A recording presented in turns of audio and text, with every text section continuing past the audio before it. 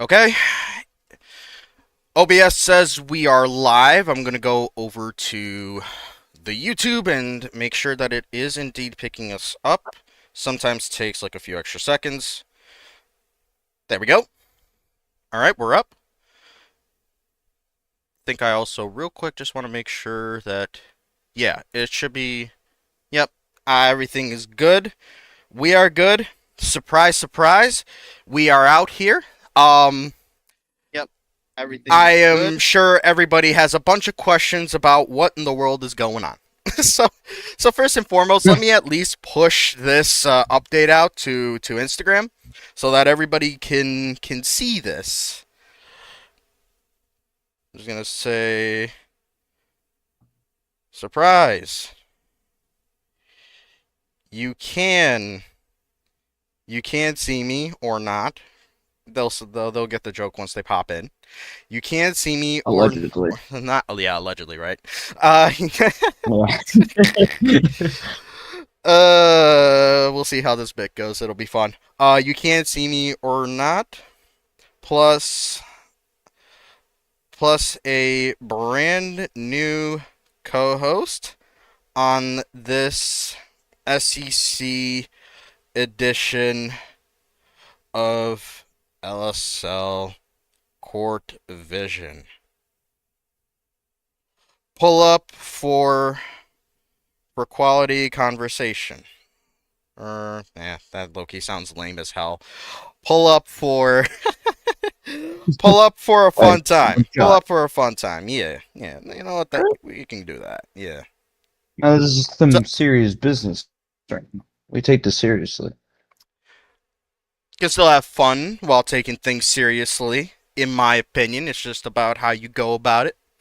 Uh, but maybe some others can't.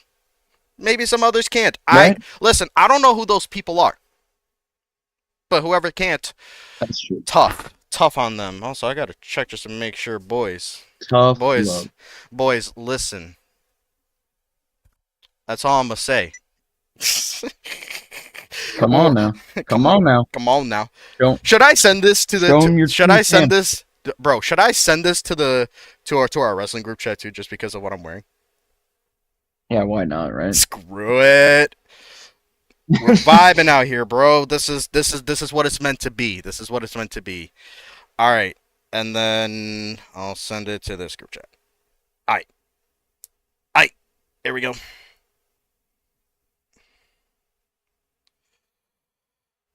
All right, cool. There we go. All right, notifications out. And then we can officially begin with already being 3 minutes in. Lord have mercy. How we doing on this Friday, everybody? Hope you all filter in pretty quickly. If not, it's all good. I understand that it's already noon. Uh, but you know, it is what it is. For those that do not know who this gentleman is to my left, based on how the screens are working right now and what you can see, this is indeed former Alabama head coach, basketball head coach. Let's just make it clear. We could bring up the football bit, but I'm gonna choose not to because today is a Right. Friday. I'm feeling good. Um, but also current Anything to Oklahoma. Yeah, fair. And also current Oklahoma head coach. This is indeed Mr. Killian. How are you today, my good man? I'm doing good. I'm a little sleepy, but you know what? We got up extra early. You know, got prepared, made the top 25 list last night at 3 in the morning, so half-assed it, but you know what? We're feeling good. Slow key, my fault. Uh, I I unfortunately couldn't get it out faster, like what we want, like what I wanted us to talk about. Things came up all of a sudden, and we can even talk Yeah, about right. some of those things, man. Like, honestly, a Yeah. pretty big news day in regards to yesterday overall, and both on the good and sad end. Do we want to start with like the happy news, or do we want to like start with the sad news and then try and just like segue into like a better mood? What do we want to do? We're we're kind of at a lo or crossroad here. I mean, if we go with the good news and then absolutely end it with sad news, it's going to be a sad stream. So let's just start with the sad news and try to go happy. That sad news indeed being the sudden and tragic passing of NASCAR legend. That was still going on. Talking about Kyle Busch. I still don't fully understand what happened, because usually with these young deaths, you know how some people will stir up some conspiracies. Not to say that they're wrong more than they're right, but a lot of the time there is valid like reasoning behind them. But I think at the same time, right now we're just in the mourning phase because let's just put it this way: American icon. Uh, Regardless of whether you follow the sport or not. I personally have never followed NASCAR, but I've always known who Kyle Busch was. That's how big of an impact he had, not just on the sport, but just in, uh, you know, in American culture itself. And it's tragic. And I pray for his family, his wife, and his very young children who tragically now have to grow up without their father. And whether you believe it's foul play or not, what happened, or whether it was just a tragic case of, let's put it this way, that him just ignoring signs. And let's just put it this way: us men these days, we try not to talk about like what's going wrong within us, and it's not the best thing a lot of the times. But that could have happened here. But what are your thoughts on all this? Yeah, I mean, I was working and, I looked down at my phone. I saw the news. I'm like, um, just in shock, and, you know, to a lot of people, it took a big hit for them, especially our friend Pike, he's going through it right now. We Yeah. wish him the best. Um, but I mean, it's sad, just if you think about it, anything could happen in your life. Turns, just make sure you just hug your loved ones every day. You cherish that moment with them. You don't want to miss anything with them because anything could happen. I mean, it's a tough blow for the racing league, racing fans, and I mean, just anybody that would really just follow him because he was such a big name. Um, Yep. and it sucks. And he was only 41, such a young age, and I think he just recently won a race too. So, it's a big loss for a lot of people. Icon. Uh, and now forever a legend. Should have should have happened much later on. Uh, that process. And so may he rest in peace. My heart goes out to his family, his loved ones, all his friends, and especially those that follow NASCAR and have become a fan of his. Tragic, very tragic. And if this was indeed foul play and somehow the conspiracy theorists are right again, I hope that the people that are responsible for this pay the price. But I'll leave it at that because I don't know what happened. All you can say is you hope that regardless of what the case was, is that God has him taken care of up there now. So that's all I can say for that. May he rest in peace. On the flip side, and I hate to pivot off of this so quickly, but I feel that it's very important to bring this up, and I think this is something that we can now talk about, especially considering this is an SEC episode. But um, a few recent, like very late night moves happened within the coaching ranks, and very unusual ones too, considering how close we are to getting out of the preseason phase into the actual regular season phase. Um, I'll I'll just go over them real quick. So Baylor lost their head coach. I gotta take a thing of water real quick. I think the dude's name was like Ethan Yeager or something. New hire. Apparently his assistants did all the work for him recruiting this offseason. Uh, he no-showed, and let's put it this way: whoever ran the IQ tests when he was going through the hiring process, clearly had some settings skewed or something. I don't know why. I'm thinking foul play here Clearly because didn't pay Texas attention bias. about him. Yeah, right. Yeah. Right. Yeah. But either way, it seems like he just left his job without telling people. And then Baylor said, "You know what? We got to make a move real quick." So they bought out the very cheap contract of Thanatos Fortune, another incoming first-year head coach who was actually at USC, right? So he gets bought out. Contract is gonna be the same. Apparently, he was cool with it. USC was apparently cool with it too because somebody just returned. And whenever we get to the Pac 12 episode, I'm sure it'll be talked about at length. But of course, I do want to mention that Stephen Ronan is back as USC head coach. His last season over there, they made it to the round of 32 as a 4 seed.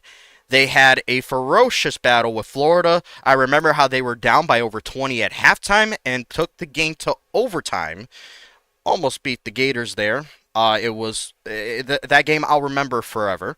Um, he was the coach of that team, but took a year off. The team dipped. They still made the tournament, but lost in the Survival 16 to actually your team. In the 10 seed play-in, and now he's back. Team isn't really his, but there's now optimism again for the Trojans, and so once we get to the Pac-12, we will talk about that at length. But of course, the big move that we now get to talk about today is the return of Logan Laza, and it's a big return because he finds himself in the SEC and he finds himself in Gainesville on a 4-year deal. What are your instant reactions before we talk more about it at length later? You know, 4 years is that's a big contract for Logan Laza. You know, he didn't spend a lot of time with Kansas. I don't believe it was what 2 seasons Something like that, with yeah. them, Yeah.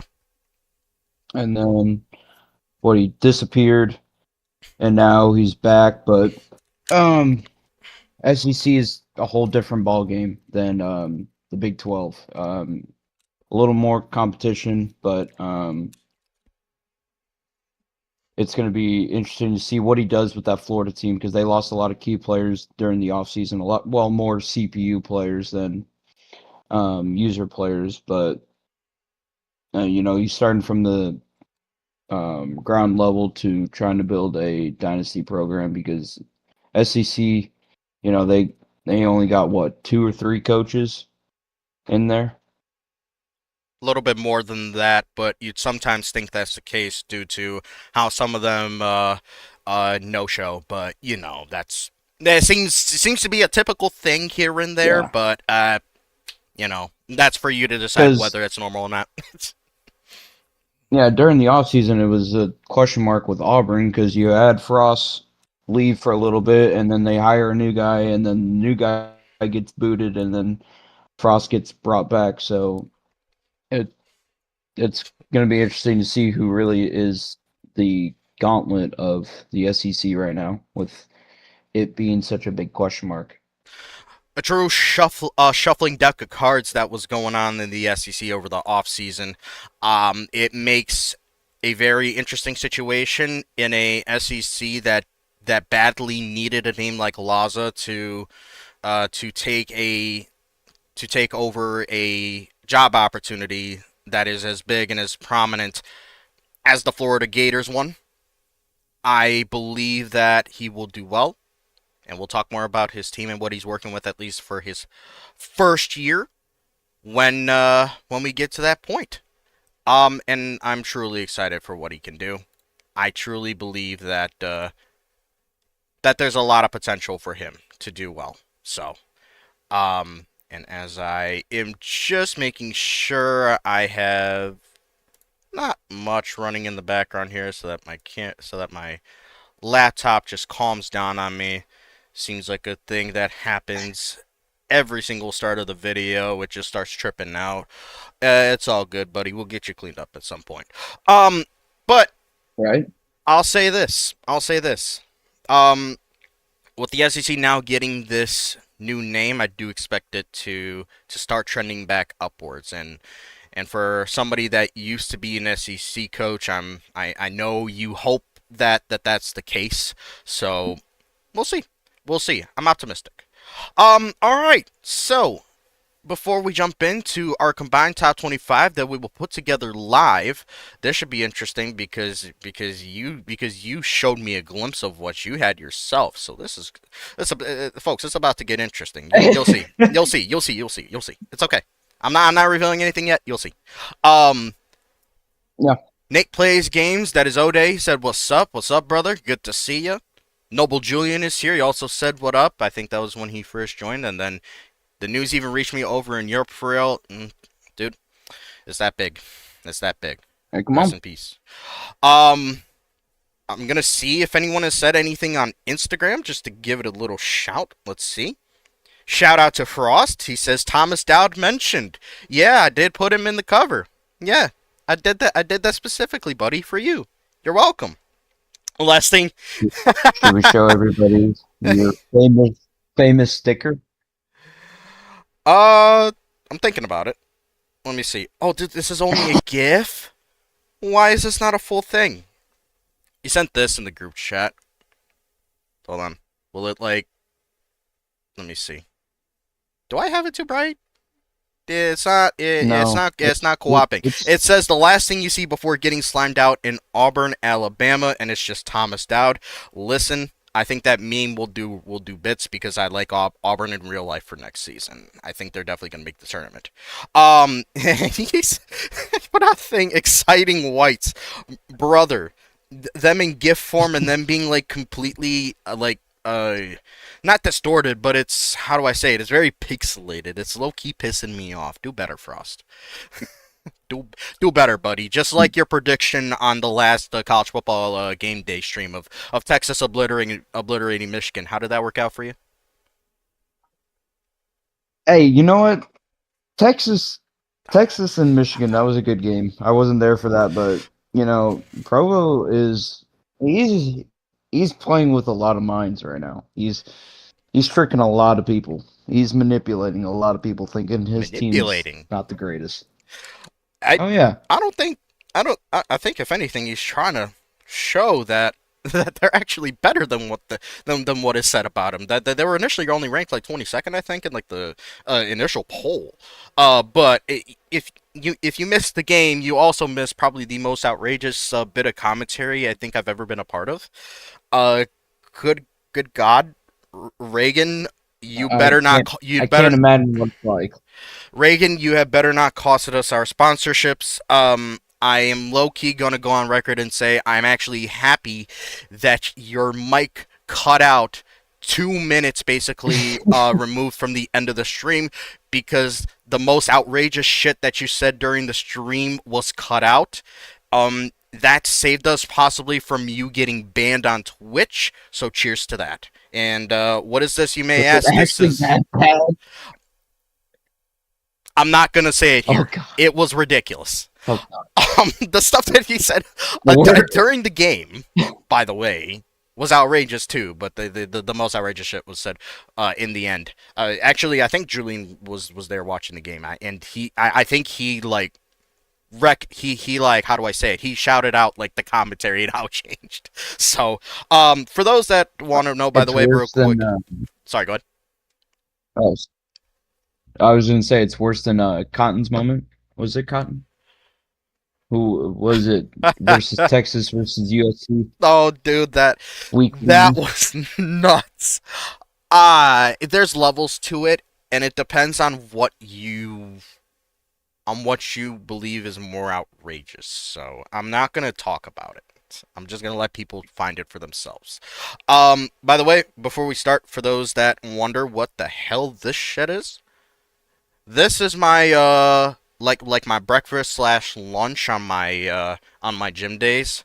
I'm gonna put y'all on game here real quick. If y'all want like decently low calories but a high protein intake, yet energy, yet like a substantial enough energy. Yeah, there you go. Flex on them. It's substantial enough Yeah, come energy on to now.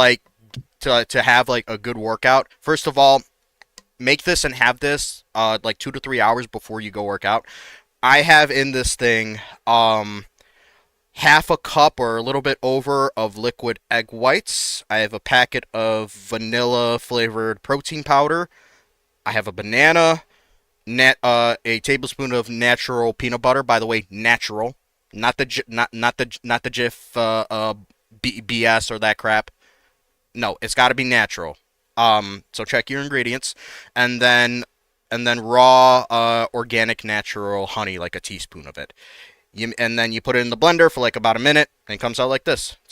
It's honestly pretty good if you can tolerate the taste of peanut butter. If not, it is what it is. But put y'all on game here. It's like I think it's around like 500 calories ish, but it's anywhere between 40 and 50 grams of protein. It's actually really good value. So try and remember that. I put y'all on game. You're welcome. But anyways, we got a top 25 to put together, Oh and boy, and this like takes about half the show. I fear it might because we might have a whole lot to sort through, especially because of your opinions. But we'll we'll find a middle ground. It doesn't have to be perfect. It's a preseason poll. We'll figure it out. It's all good. I Um, think we can get to the top five pretty quickly. sure. Okay. Let's not waste any time then. I'll start this exercise and here and like you said, we're starting from the top and working our way down. Um, so I take a sip of water here. Um, we start from the top, we work our way to the bottom.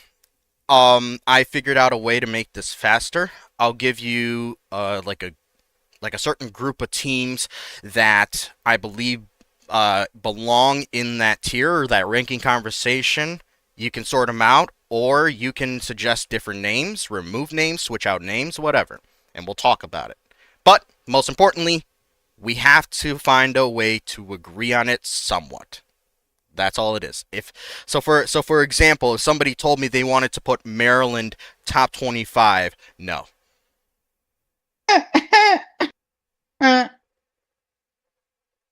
I'm trying to stare into No, the soul of not somebody even. who has tried to DDoS attack us. Yeah, screw you, buddy. Anyways, um, Get him out of here.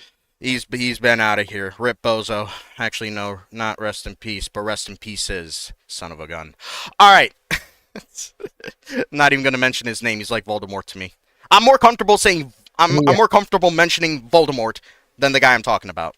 That's how bad it is. Anyways, all right. For the top of our top 25, for me, like I said, I'll keep it consistent because I truly believe that this is the case. I can't seem to move off of it. But to me, there are only three teams that are deserving of consideration for the number one spot. Only three. And it's Creighton, Marquette, Michigan. Who do you have as your number one? I have Creighton. I think, with the key pieces that they added during the offseason, they added to their bench. Um, their their head coach is dying for a championship. He's been there for what, 3+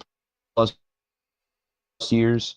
He's gone close, but it he's been dying for one.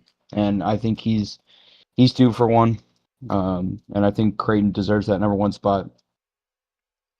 I agree with you. I've also had Creighton in my number one spot, and because it's the number one spot, I believe it is worth a quick explanation on my end as well, just to make it clear to everyone what the logic is. First and foremost, they have a bunch of returning experience. They are coming off a Final Four. Um, believe they're the only team in the country to have to be returning or not even returning, but to have a starting five that in the previous season they averaged at least 9.5 points per game or more. So basically, all guys averaged double digit points per game or more, regardless of like what team they played on last year. Creighton brought in 2 transfers. They returned 3 guys. So if you want to consider that, you sure can. But that's my logic. It's pretty simple, and also their bench is very deep. So that's who I got. But 2 and 3, how did you sort those two out between Marquette and Michigan? See, okay, so I actually didn't have Marquette at 2. I had the reigning national champion Xavier. Whoa, you're gonna have to talk me into this one. I'm listening. You know, they added who was it, Skywalker Mm-hmm. during the off season. Yeah, Um, Witherwolf is still a good head coach. sure. And it's just, you can't you can't put them down at 5. They're reigning national champions. I mean, if you're gonna put you never put Marquette down that low. It's just it's more dominant for Xavier to be there because they just have such a good team that you can't disrespect them to put them that low. And I think are they could go back to back. You know, with their power forward and their center position being with oh god, I'm gonna mess up his last name.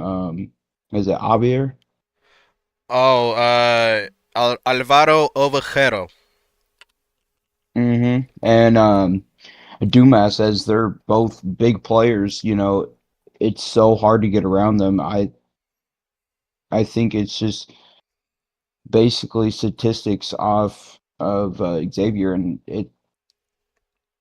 it's good to put them at 2 because they just got a lot of respect. I understand your argument. I need to now present you mine and try to sell you off of it because we see it completely different. And I mean this, by the way, with all respect to Xavier, who did win a national championship. That cannot be taken away. They lost 4 of their 5 starters.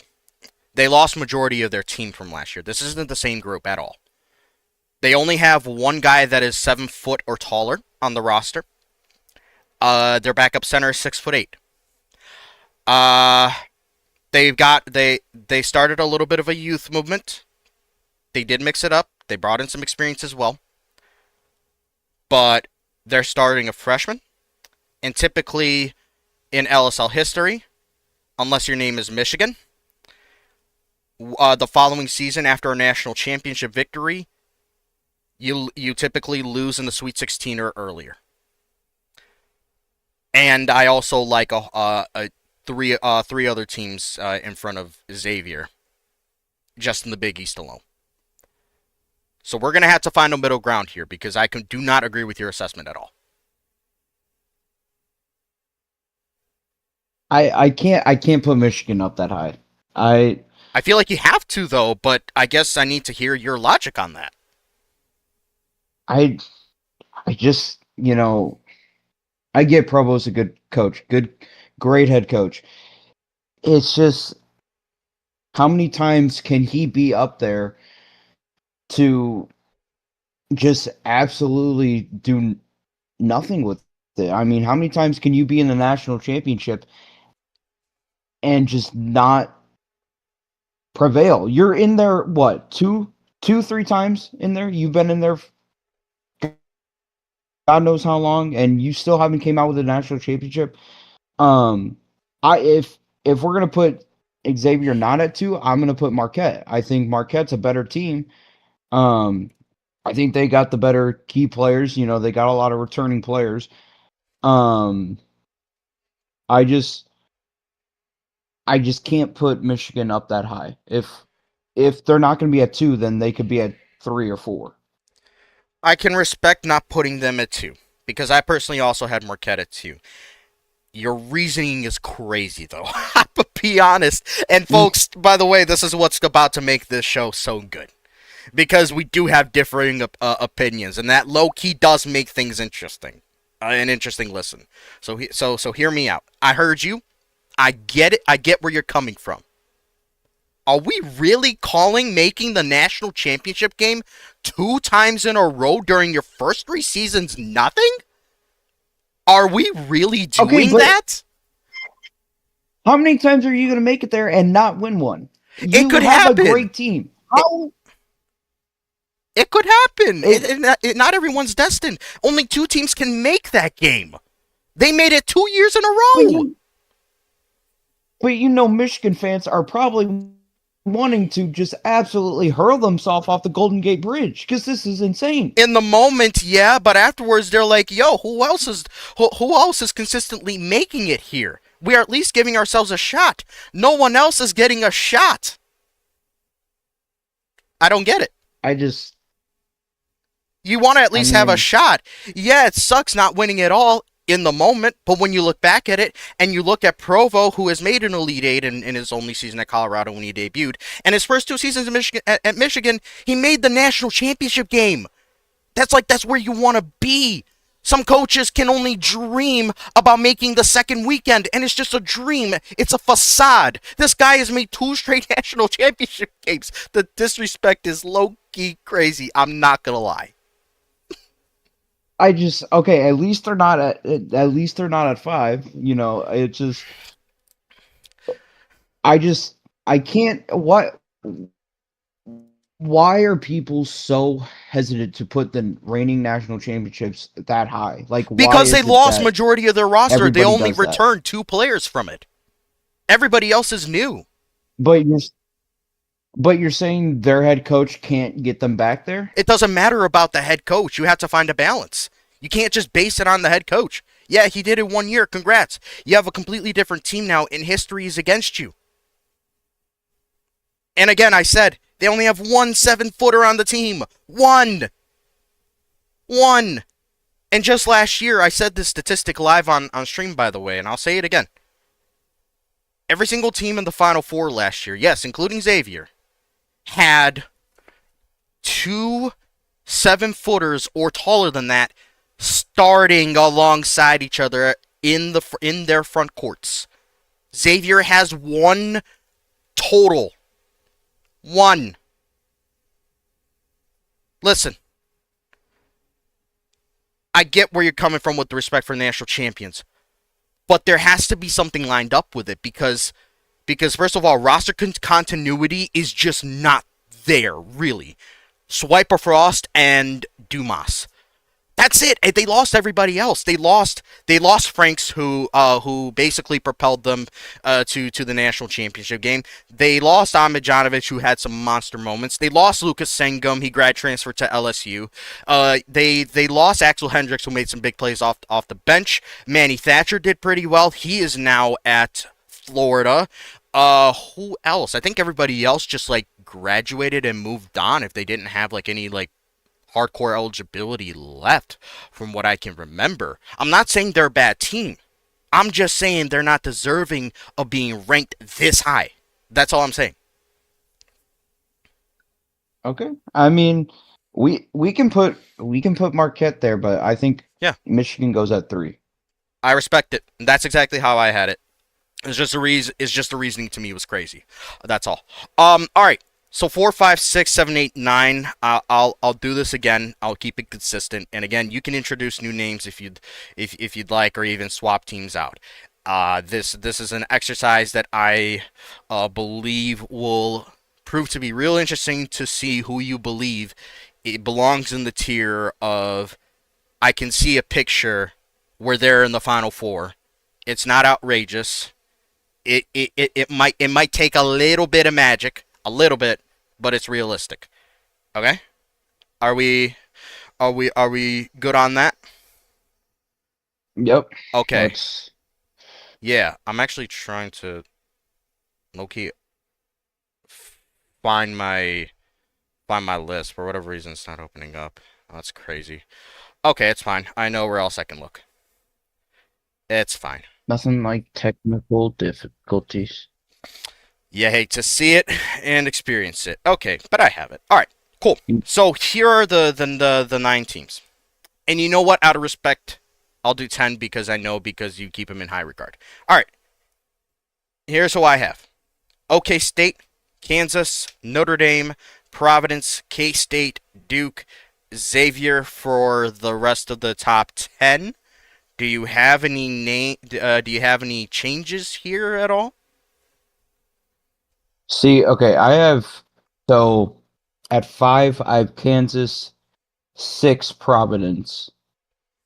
Um, those two can be flip flopped. I mean, those two head coaches got really good key players in the offseason with Johnson going to Kansas and then Trippy Finn going to Providence. That's that's going to be such a key factor into those two teams' game plan to see what they do around them. Um, a team that nobody likes to talk about. I got Houston up in the top 10. Oh Lord. Okay. Um, we'll get to them once we get to them. I want to at least like lock in those early spots if Houston's not even a part of it for you. Um, because Lord have mercy, that does sound pretty interesting. Um, that I like that ass. That does sound interesting. Okay, there we go. We got And it to work. then All right. Sorry, go ahead. I also have in mine. I also have Duke, Notre Dame, and then Kansas State to round up top 10. Okay.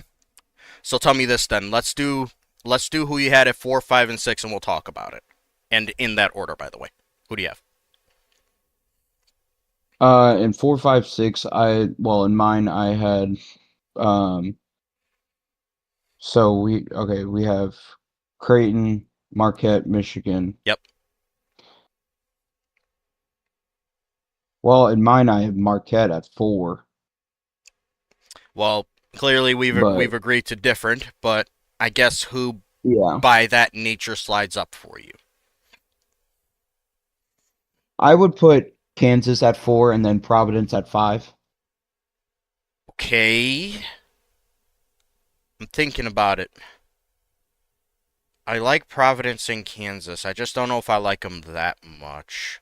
Who do you have behind them? Like at 6 and Um, 6 and 7. Just yeah. we're gonna Watch avoid your that words there, disgusting. bud. Yeah, we're gonna avoid that disgusting meme.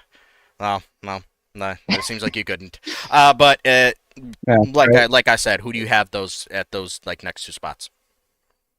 Um, I I would go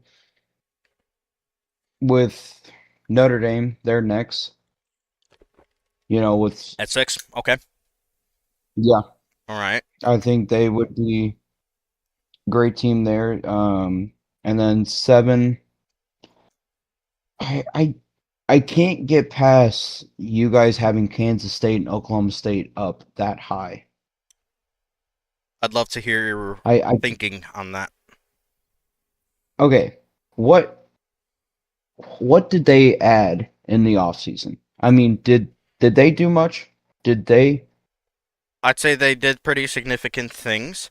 Okay, State first and foremost retained their core that has continued to grow together. Retention is sometimes like there's a certain saying. Sometimes the best gets are the ones that you keep.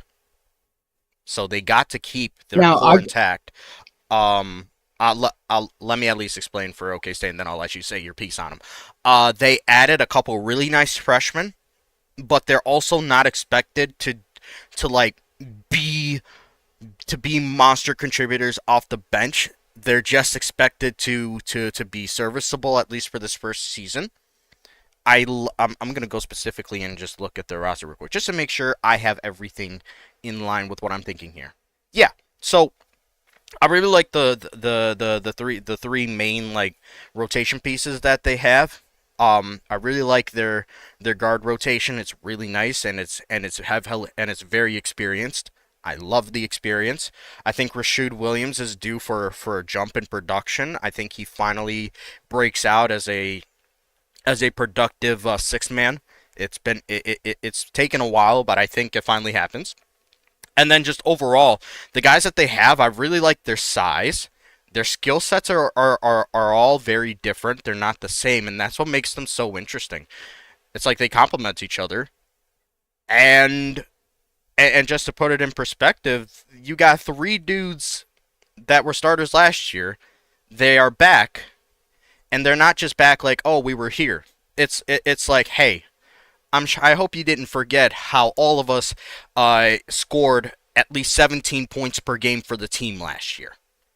This is a talented bunch, and and with experience comes confidence, better chemistry, and I think this is the year that it gets put together finally for the Pokes. But seems like you have a different opinion. Let's hear it.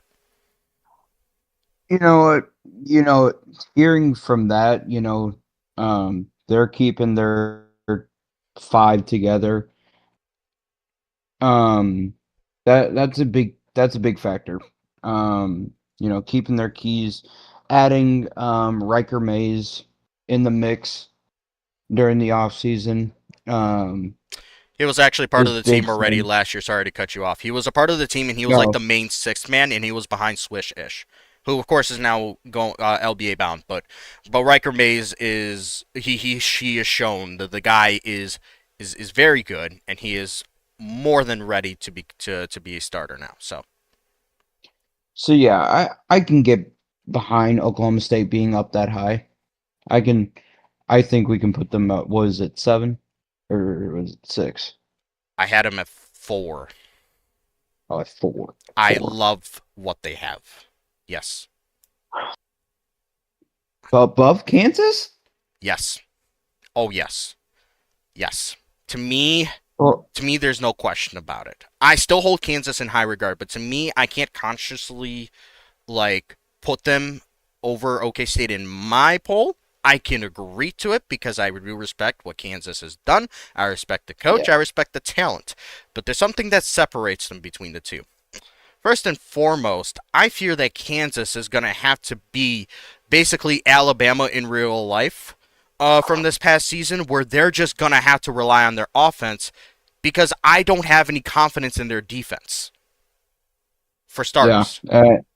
Looking at their center, Orcha Lee Jr. only being 6'11" and playing at center position is crazy. I have no doubts that he is a talented player. I just also believe that that height does matter. I also really like Jacob Johnson. To me, he's a top three a transfer in the entire offseason period. I love what he does. Can he handle the defensive responsibilities in this Big 12? I have Right? questions, especially next to Orochi Lee, who I haven't seen much of, but I have hopes for. And then not to mention the point guard difference. I understand Maverick Mathers as a starter wasn't really a a scoring option, but I do, but in his limited attempts and his limited opportunities, he has shown he's capable. Yeah, only 8 points per game last year. Yeah, only over 3 assists a game. First of all, the team shares the ball really well overall.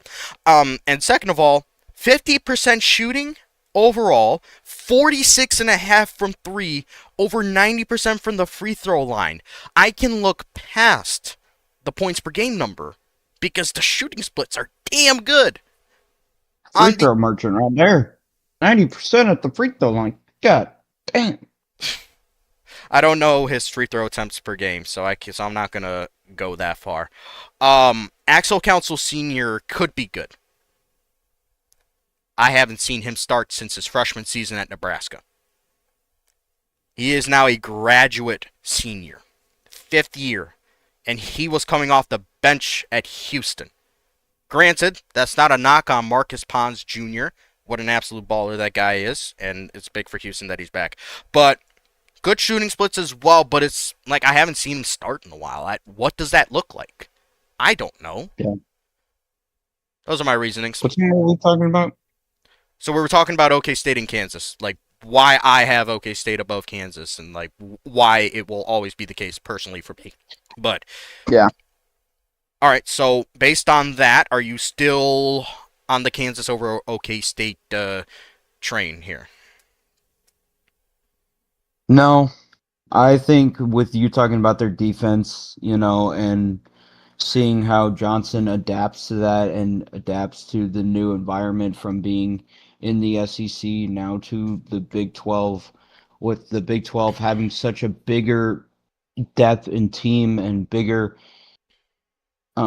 defense schemes when it comes to play. So I can see Oklahoma State being above them because they've been in this situation and they've played more into this scheme to where Kansas right now for their defense is a big question mark. I hate to think about it that way for Kansas, but it's something that It's sticks out to me. logical. I have no doubt that they're going to be able to score very well. They seemingly they have always been able to, and especially under Teeter, who has refined his offensive system. It's lethal. It's lethal. Um, you beat Kansas by outscoring them, but it makes it much easier when you see that their defensive ceiling isn't that high. So I still respect it. I personally have him 5 after saying all that. Like that's how much I respect them, but that's something I keep in mind. So so in that case, 4, 5, 6, 7 is now what for you? What would you say?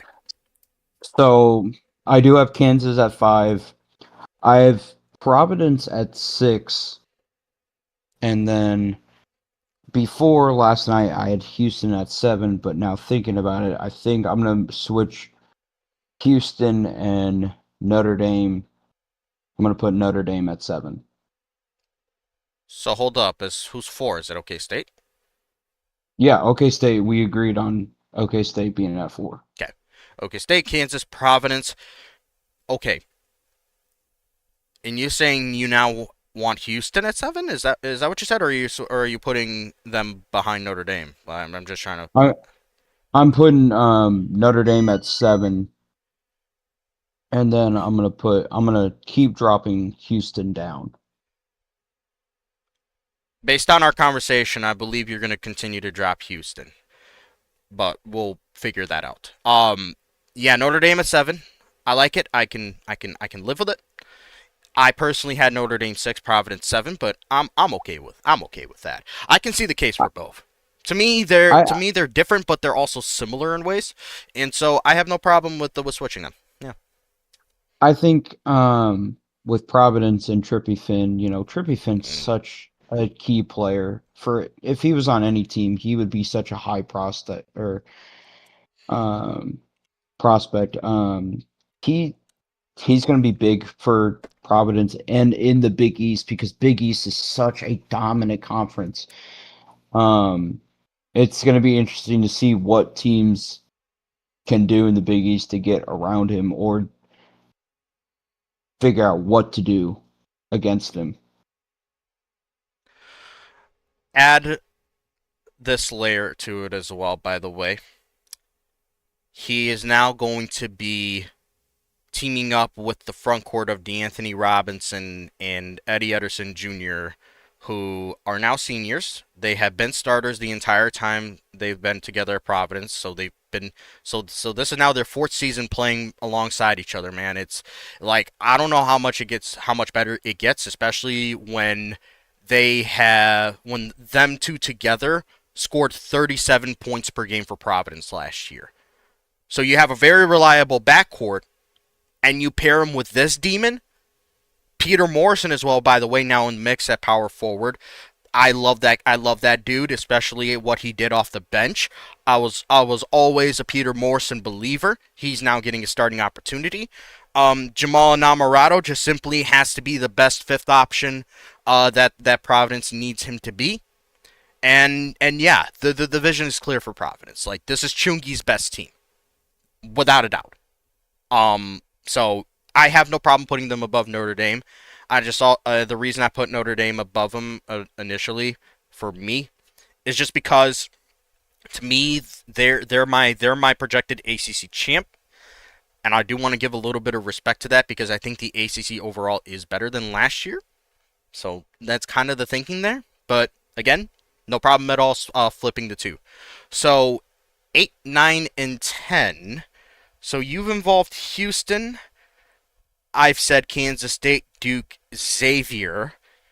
You don't have Kansas State in high regard, but I guess 8, 9, and 10, based on how we've done things so far, who are those next three teams for you? So hearing those three teams, I have Duke at 8, Okay, and then I would put Xavier at 9, and then Kansas State 10. okay, okay. I'm just thinking. With Duke, I'm good on. In fact, think about it with how we've considered certain things. I'm surprised they didn't end up higher, but throughout the past two episodes of conversation, their backcourt is not elite. It's good. It's not elite. So I can see how they could be considered lower. I personally had him 9, so like a spot lower, but I hold Kansas State in the higher regard. But maybe that was a misjudgment by me. But it's like we can live with Okay, it. so what's your resume with Kansas State being up that high? The continuity of the roster I really like. Um, Returning pieces are so big, and also just the emergence of guys that are about to be the main stars. Oh, and they added a graduate transfer piece to the starting lineup, who has proven to be actually a pretty efficient shooter when he got his touches. In Akbar, who actually grad transferred from Houston. Little fun fact there. Uh, the big returner is Jalen Blake. Kid's a junior.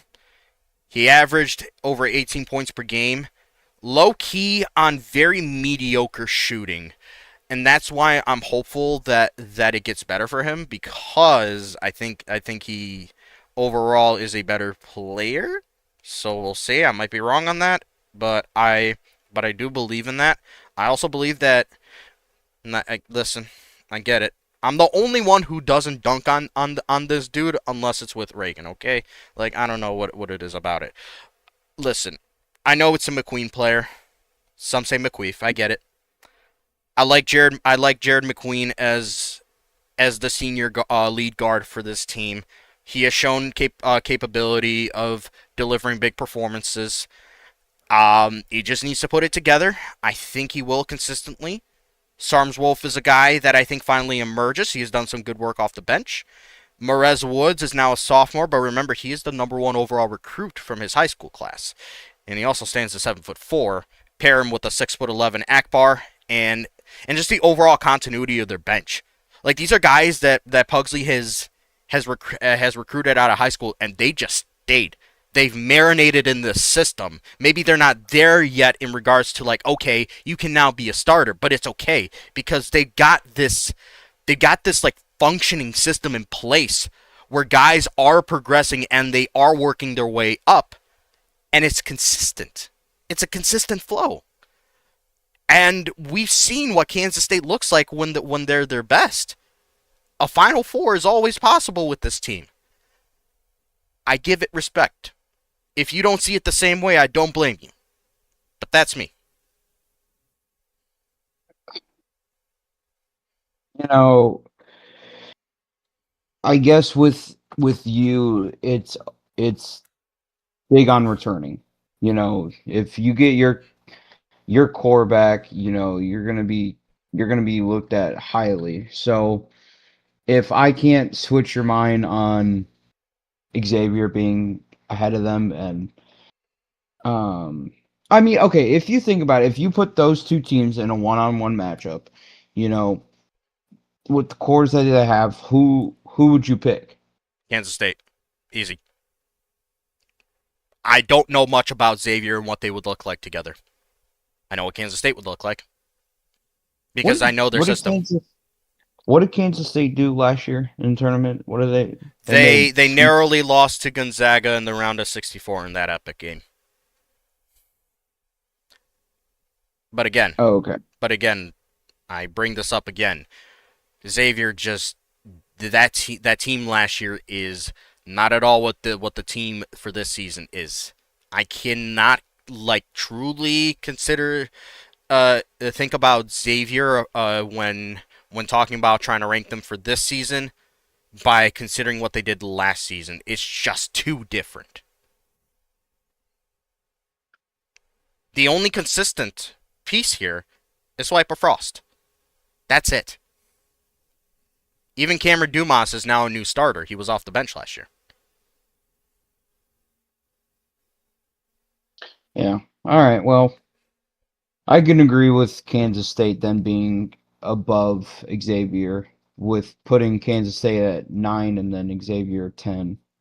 And I'm okay with that as well. I had Xavier at 10 myself. I have if it wasn't for the respect factor for what they did, I would have put them lower honestly, but I respect what they did last year. So, and I do like what they could do. It's just a lot of unknowns, and I worry about their front court depth. So, all right. So just to recap our top 10 real quick before we go further. So we have Creighton at 1, Marquette at 2, Michigan at 3, OK State at 4, Kansas at 5, Providence at 6, Notre Dame at 7, Duke at 8, Kansas State at 9, Xavier at 10. Sound good so far? Did you say Notre Dame or no? Yeah, Notre Dame at 7. Okay. Yeah, yeah, yeah, Yeah. yeah. Yeah, no. No, that's great. Okay. All right, this next tier. These are teams that I can see a case for to make the Final Four, but they're going to need more to go in their way in terms of help from other results. But they could they could even pull it off themselves naturally. They do have the ability to. And to me, it's 6 teams, and I'll list them for you. It's 11 to 16. Wisconsin, Iowa, Auburn, Michigan State, Houston, Oregon. Any changes here that you would make to at least this group that we are going to try and sort out? So no, I actually have, well, actually, I don't have Michigan State at all. Okay. Uh, They they have disappeared. They are not in my top 25. disappeared is crazy. Okay, we'll get to that. I guess let's at least do the first 3 spots, unless you have an argument for I guess either Houston or Oregon, or I guess since you don't have Michigan State even in this group, who is then in terms of like that next So 6? I have Auburn in there, Wisconsin, Oregon, and then West Virginia, and then Okay. um you can put Houston in there, or I would put North Carolina in there. Only one I heavily disagree on is North Carolina, and we'll get to them. But okay, you know what? For now, you know what? Fine. I'll entertain for our combined poll dropping Michigan State, but I'm not gonna go without ranking them, and I will explain it to you at some point. But at the very least, who would you put at 11, 12, and 13 from that group? I would I would put Auburn, since they got their main head coach there. I think Okay. they got him back. You know, they lost a lot of key factors in their roster, but they got a lot of good CPU players. Um, I believe. You know, you can't get past the rich history with um Frost and that Auburn team. He can get them going. He can get them right. I think you could put Auburn at 11 and then Wisconsin at 12. Well, Auburn would be 11, and then technically then you have Iowa and then Wisconsin 12, 13. See, okay, well, Or hold or, on. or did I get that wrong? I don't have Iowa until 20. Oh shoot. Okay, so okay, hold up. That's fine. That's fine. We'll talk about them too. Um, you said Wisconsin after Auburn, then? Is that what you said? Yes. Yes, I have Auburn and then Wisconsin. Fine. I can live with that. I personally like Wisconsin just a tad more than Auburn. I have my reasoning for that, but that's okay. I, I'm cool with a little switch up. It's fine. It's a couple like one spot difference. Like Yeah, I mean we'll roll with it. they will flip flop a lot this season. There's no way they will not be up in the top five probably by the end of the season. There's no way. Seems like that's the trend that we expect to happen, and it very well could. Um. Okay, so Auburn 11, Wisconsin 12. Like I said, I can live with it. I've already penned it in. All right, sure. Let's see. 13, 14, 15, 16, or you can just go about it like 13, 14. You pick.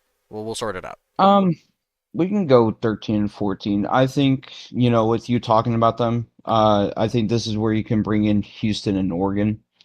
But I would put Houston above Oregon just because Oregon's such a new young team. They got a new head coach. I get Frank's Frank's was there, he had their roster, but I think what two or maybe one player left that team when Frank's left. It's I mean, I know for was his name Frazier? John Frazier. Yeah, Frazier. He brought in some CPUs, but I think Houston is the better respected team after what they did last season. They brought back their key players. Um, well, some of them, I believe, not all of them, but I think Houston has the better overall developed team than Oregon. But like again, those teams will probably flip flop. I mean, I'm not saying that they don't those two teams belong or not putting them all the way in 20. I think those two can be between 13 and 14. Can I make the case for Oregon above Houston? You're going to anyways. I'd still like to ask you just to Yeah, I mean, because I know for you you really like Houston, and I know it could be a little bit painful to continue dropping them, but this is where I do ask to make the case because it's not just oh they're substantially better. I think there's a fine line between the two that separates them, and for me, even though I put Houston higher than Oregon originally in my poll, the longer I've thought about it, the more I like Oregon a bit more. So can I try and sell you on it? yeah, yeah, go ahead. All right.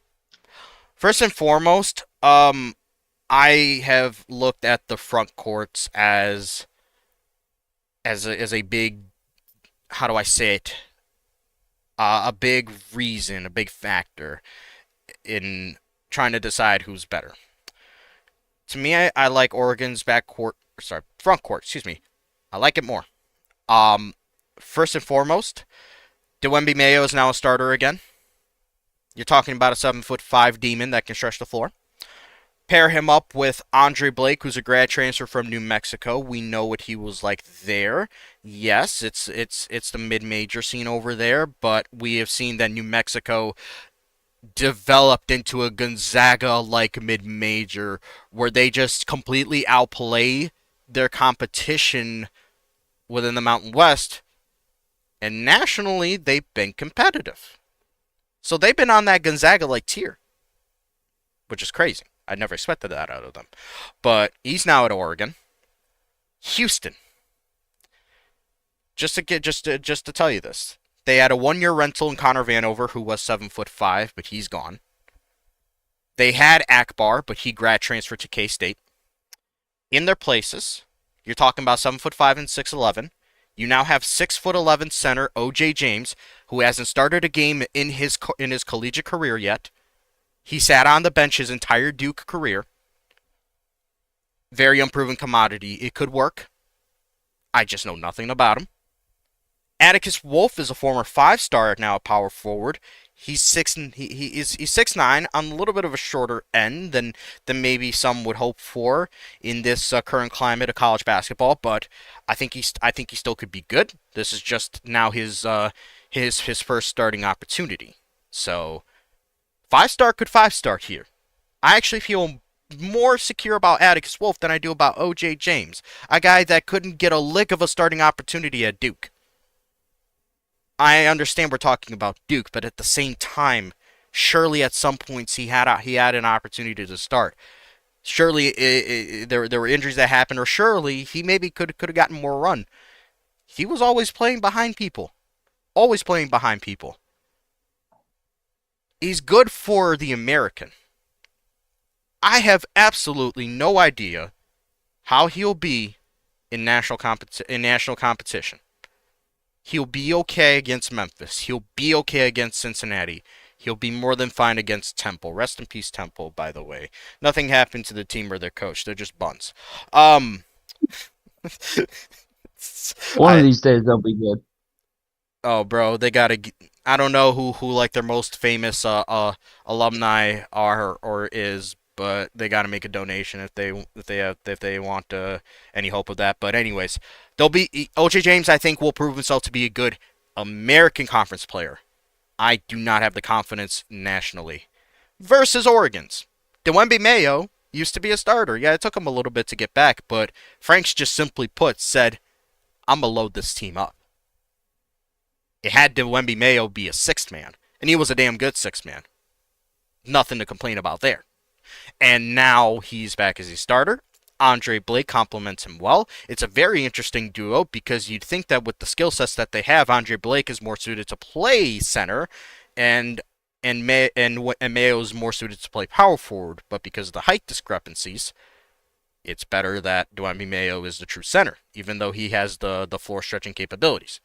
Um, and I also and why it's much closer than it seems to be right now is because of their backcourts. I do trust Houston's backcourt more. So it's one of those things where I'm trying to sell you on something because of the front court, and I do think front courts are very important. I'm not saying I dislike Oregon's backcourt. I'm just saying I like Houston's just a touch better, and it depends on what you value. Do you value backcourt over front court, or is it more of like how Smith said, front courts are very good for the regular season, but come March Madness time, you do want your backcourt to be reliant and to be able to play at an elite level. So that's for you to I decide, think and you have the final say here. I think yeah, it depends on when your backcourt is going to come into play. When is it more important? Because you have to trust in those bench players. You have to have a good bench to be able to sub in guys because you can't keep in those five players throughout the whole game. They're going to be dog tired. They teams will be able to get around it so easily. So to what Smith said, yeah, it I think it depends more on that backcourt to see if they can come into play when the important times come into play. So based on that, what's your ultimate decision? And I'll pencil it in for you because I think I laid it out as best as I could, and I'm okay with either ultimately. But what are you doing? I think for me, it comes down to the backcourt. I think Houston Okay. being above Oregon is okay. And it's not like it's five spots ahead of them, it's just one spot. So those two teams will switch be able to switch places because knowing you see it all. You see it firsthand. You will see seasons, you will see the games, you will see what happens. You will be able to see what comes into play more, but I think right now it's Houston above Oregon. I penned that in. I can live with it. Um, and yeah, it's really is a thin margin there. It just depends on what you prioritize. Which there is no right or wrong answer.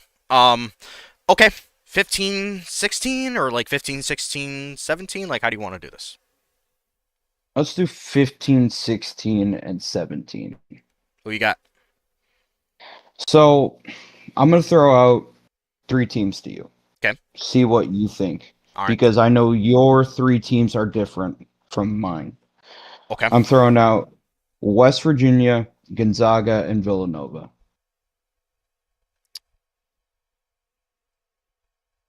I'm just also thinking of the teams that we have yet to put in, which are Iowa, Michigan State.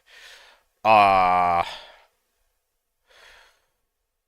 I can respect the West Virginia shout. You said 15 for West Virginia. Mhm. You know what? I'll write that in. I'll write Because that in. with Mays, he still has starting five. He got the key players for the backcourt. I know he had a little situation with adding his last player during the offseason. So That player, anyways, is a non-factor for this season, but it's info at least. but it's still having a starting five and then you still got that bench right behind them. So it's big. So It is big. I with West Virginia being at 15, 16 and 17, Iowa and Michigan State and then Gonzaga and Villanova. So that would be 16, 17, 18, 19 in that case. Is that the order that you are telling me you Well, want to go with, or are you trying to sort those out still? sort those out. Okay. I So I want to hear your idea through Iowa and Michigan State, because I'm thinking you're thinking those two teams above Gonzaga and Villanova, which I can see. So I can agree with Iowa, Michigan State, and Villanova being above Gonzaga. Because now thinking about it, I know it comes down to um, backcourt, front court, and how tough your division and how tough your region is and how tough your schedule is. Um, I wouldn't be mad with dropping Gonzaga a few more paces down. okay. All right. I'll start with Iowa because I do have them at 12 for personally for myself in my rankings. So I appreciate how they were able to somehow retain their now three de facto leaders for this upcoming season. I'm talking about Euro Willie, Donovan Klingman, and Chewy Akbar. They did lose a couple of guys from that starting rotation, and they lost their entire bench. But I believe that what they did to replenish the bench, first of all, is good. There are better benches out there, but I do see it as serviceable and can be relied on. Euro Willie But senior season is going to be good. Donovan Klingman is going to take that next step up. He is now going to be like a second or third option. It depends on how Iowa runs their offense. Chewy Akbar is now the lead point guard. He's now the lead point guard. So I'm interested to see what he does. And we saw what he was able to do in that like secondary guard spot beside Exodus Creed for a couple of years. It was pretty good, I think. Or was it a few years? It was a few years. They played a good bit together. Um, Aiden Jackson and James Crouch are now the guys there that are new starters. Aiden Jackson's a guy from Purdue who averaged almost 16 points per game on pretty good shooting splits. And he is able to share the rock kind of well. James Crouch is the question mark. A very skinny 6'9" with a big man skill set. Off the bench for Penn State, an Elite Eight team, by the way, from last year. 3.5 points per game, 4.3 rebounds per game in limited time. Did all right from the floor, almost 60%. As a starter, I don't know, but I don't doubt that for his skill set, he does what he needs to do well. Um, it's a big question mark for me, and I can see why you would drop them down. I personally like how, especially how they run how their system runs, but I can absolutely So, see them dropping here a little bit. do you honestly see Iowa being such a strong team in the big heavy of the Big Ten? Yeah, yes, I do. Yes, I do. Especially because that starting five, I feel really good about. Besides James Crotch, who's like, yeah, I feel okay about. It's not bad. I just I have Iowa in my top 25. I still have them. I just don't have them that high. That's fine. We'll find a middle ground for them because I at the very least see them as a top 20 team. Yeah, I have them at 20. Okay, I won't pencil them in quite yet because I do want to still hear you out on the others. So you have above So Iowa right now who? I just need a refresher. I have so I had Gonzaga, Villanova, and Oklahoma. In that order? Yes, Okay.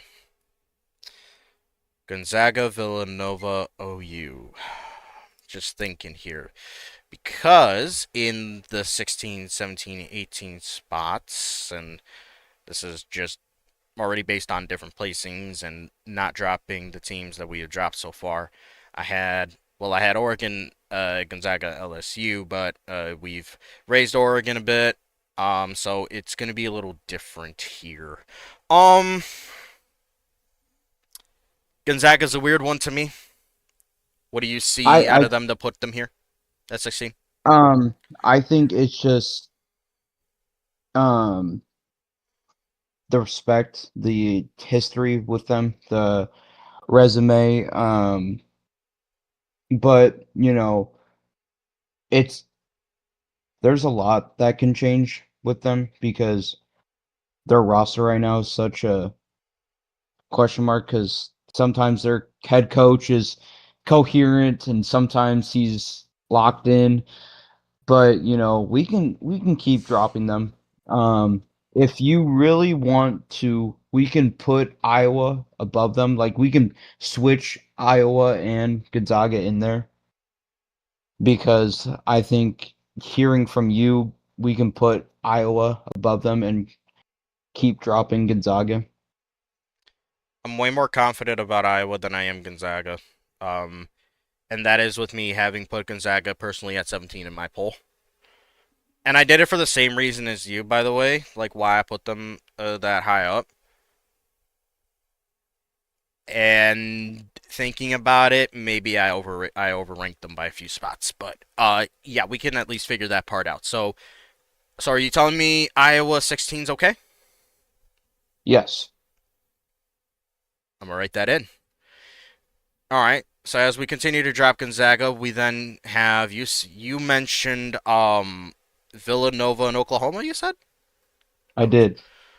I okay, did. okay. I Okay, but you gotta have be so so you gotta be thinking. You gotta come into this. These are the scrappy teams. These are the teams that are good, but they aren't going to be they they could possibly reach top 15, but there's still some struggles with these teams. okay. See where you're coming from. I'm just thinking based on what we have discussed. How would we go about this? Cause I can see the case for OU, Villanova. I could as well. I just might have different criteria that maybe led me to doing it a little differently before, which is okay. I can change it up slightly. Um, but teams like LSU and Indiana, to me, I put them above. LSU, I'm flexible with dropping. Indiana, I Indiana, I kind of like. And also, I'm not going to forget about Michigan State because we do have to find a middle ground for them. I had Indiana at 21. I think Mm, because they're such a young team. they're not young at all. Um, They are not young at all. In fact, they're one of the more and experienced teams in the Big Ten. They only but have, like, let me tell you, in their starting lineup, four of their starters are grad transfers. Not even regular seniors, grad transfers. They only have one, two, three players on that team that can return next season. That's an old team. They are not young. but if you think about it, well, I guess that's next season. But see, but grad transfers, I mean, yeah, they're big. They do have a lot of experience. I just if you were to put so if you were to think about Villanova versus IU, who are you taking in that matchup? It's weird you asked me this because they did play a preseason game against each other and Villanova did win. So I guess if we want to go based on that logic, we could just give it to Villanova over Indiana just because of that. We could. I mean, but if you look at roster perspective, who has the better roster? Per the Even though power they played each index, other. well, per the power index, which evaluates neutral court strength on multiple how do I say it, areas. Let's call it that.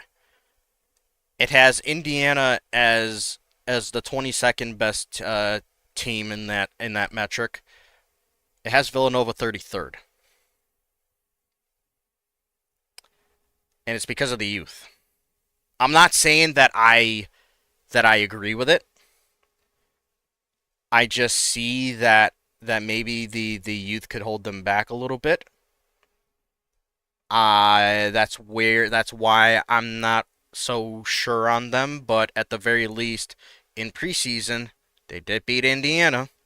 I understand that it's preseason, but it happened.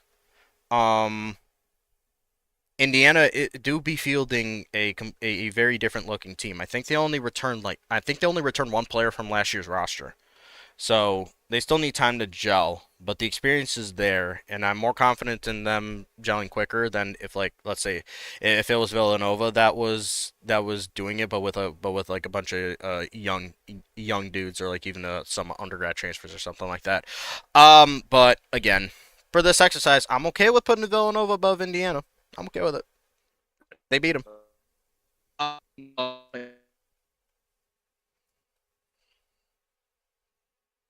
You're cutting out there. We have lost them. We're gonna give it an opportunity for his internet to recover. We have we have the homie frozen in time. Oh, there we go. Okay, you're Oh, back. okay. Yeah, I don't even know what happened. I don't. your internet must have had a stroke or something like that. Oh, my internet. Oh, not just lovely. Probably yeah, because mine is still intact. Oh, okay. Yeah, I can put Villanova above IU. Okay, but the question is how far are we taking it? Because we're right now trying to fill spot 17. I don't know about I think, I don't know about Villanova at 17. That's all I'm saying. I'm okay with above Indiana. I don't know about 17. God, you are so on this Michigan State case, aren't you? It's not even just Michigan State. It's a couple other teams, and also if we are to go about it that way, you did throw in. I'm not saying it because it's like funny, but it's more of like okay, you throw your team Oklahoma, which I can I do see case for. So I'm just considering those things too, and yes, Michigan State is a part of it still. I just were we I there's not a lot of good teams to put there. You know, we're running out of great teams. Yeah, that's true. So, what's Michigan State's resume? I don't know much about them. I only know that they lost their head coach, lost a lot of key players. So, I don't know what you still see into them. Rumor on the block has it that he could be returning first and foremost, but it's just a rumor. The roster is, I like what they have. I understand it's a lot of new imports, but at the same time, every single guy that was brought in is either a high major player or some of the best mid major names from the past couple of seasons that have shown that they can compete with on the high major level or against high major opponents. Um, Guys like Morsek, Amani Lyles, Landon Moore, and Leland Walker fit the bill. Kyler Vanderjagt is a guy who's going to be coming off the bench for them. He did some good work for Belmont. They got Topher Allen coming over from Texas Tech as an experienced guard option. Ben Holland is there from last year. He's their only returner. I understand it's not a sexy thing to hear that Michigan State only returned one player, but the guys that are coming in I really like. 14 could be overrating them just because of the continuity aspect, but the quality is there. The power the power rating index has them at number 9. Top 10. And again, we don't have to agree on that. We already don't because we're already this far. And I was never going to put him top 10. But I like their roster. I like what they have. I think they can gel quickly. So, oh, and then Dalen Wilson Jr. is the other one. He played at Florida State, and he scored almost 19 points per game for them. So, uh, it's something that I personally can't move off of in terms of dropping Michigan State further than 20. But if you feel the most comfortable putting him as low as 20, we can figure that out. So, okay, I just looked at your poll in the app. Luckily, that's a great app. Thank you for By the that. by the way, everybody, Expo Go app, create an account. DM me when you make it the email that you used. I will send you an invite as soon as I get the chance. Moving on. Um, I heard you talk about LSU. Yes. What what about them is so high on 18? Like, Experience that why they do you brought in. Um, I'll take this one through and help you understand why I like them a lot. However, this is one where I'm okay with us even dropping out of the top 20. I still see them as a top 25 team, by the way, but I'm okay with dropping them out of the top 20 if that's something that you can't unsee. But I like the experience that they're bringing in. First and foremost, this is going to be a rental team, but these are guys that all have experience, especially in March. Um, Bench is pretty good too, from what I have seen them put together. And the reason I say I'm okay with seeing them drop beyond the top 20 is because I've stressed the importance of height. To me, they're physically built similar to Kansas. Difference is that Kansas, of course, we know the firepower they have. LSU, what does that look like? Especially when you consider that the guy who in terms of last season production led this group in points per game. I'm just looking to confirm who that is. I'm just looking through here because I know that guy, and I think Bro just didn't even really play that much. Yeah, he was buried on Xavier. Such a talent, though. I'm excited to see what he does. I'm talking about Mario Washington, not in that case, but like the guy that led him. 8.5 points per game off the bench. Which is good. It's good actually off the bench. But yeah, you can be like, oh, but they only did work off the bench. But these are good players, and they're gonna have to prove it. And I respect what the roles that they served at their previous teams. It's not like they're coming from the mid major ranks. These starters, they're all high major. So, like I said, I view them as top 20, top 25 at the very least. I'd like to at least try. We'll figure it out. So thinking about it, we're at 17. Yes. We can put Michigan State there and then follow up with Villanova, Indiana.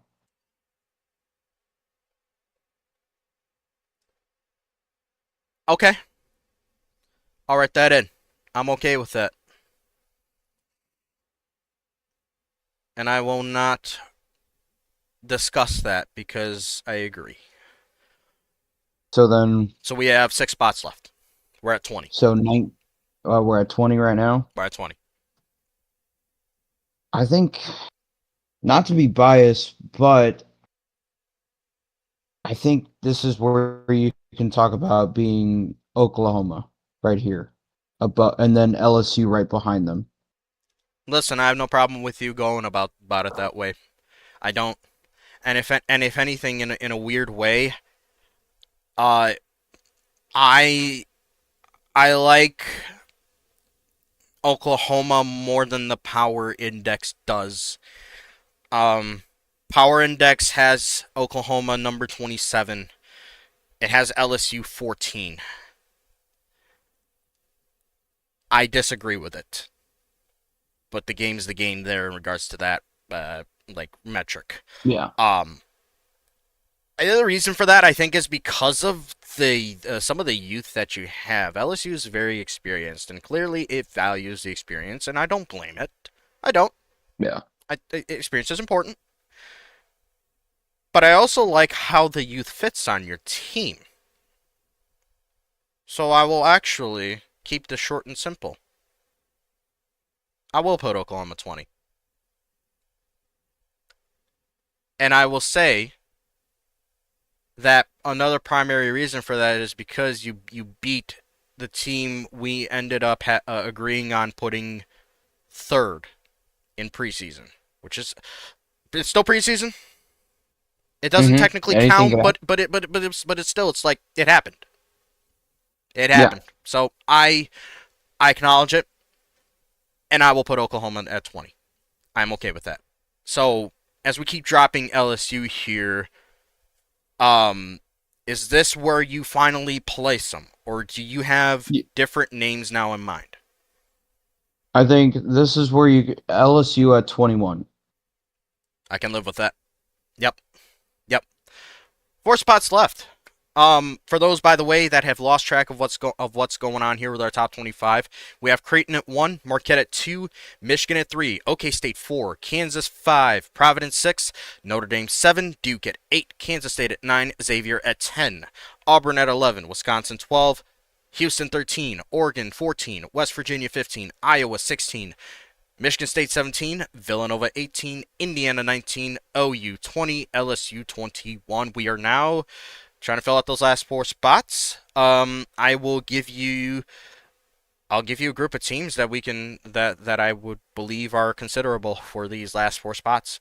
Um, Based on what we have right now, um, who have we who have we dropped? Because I'm seeing a little bit of a.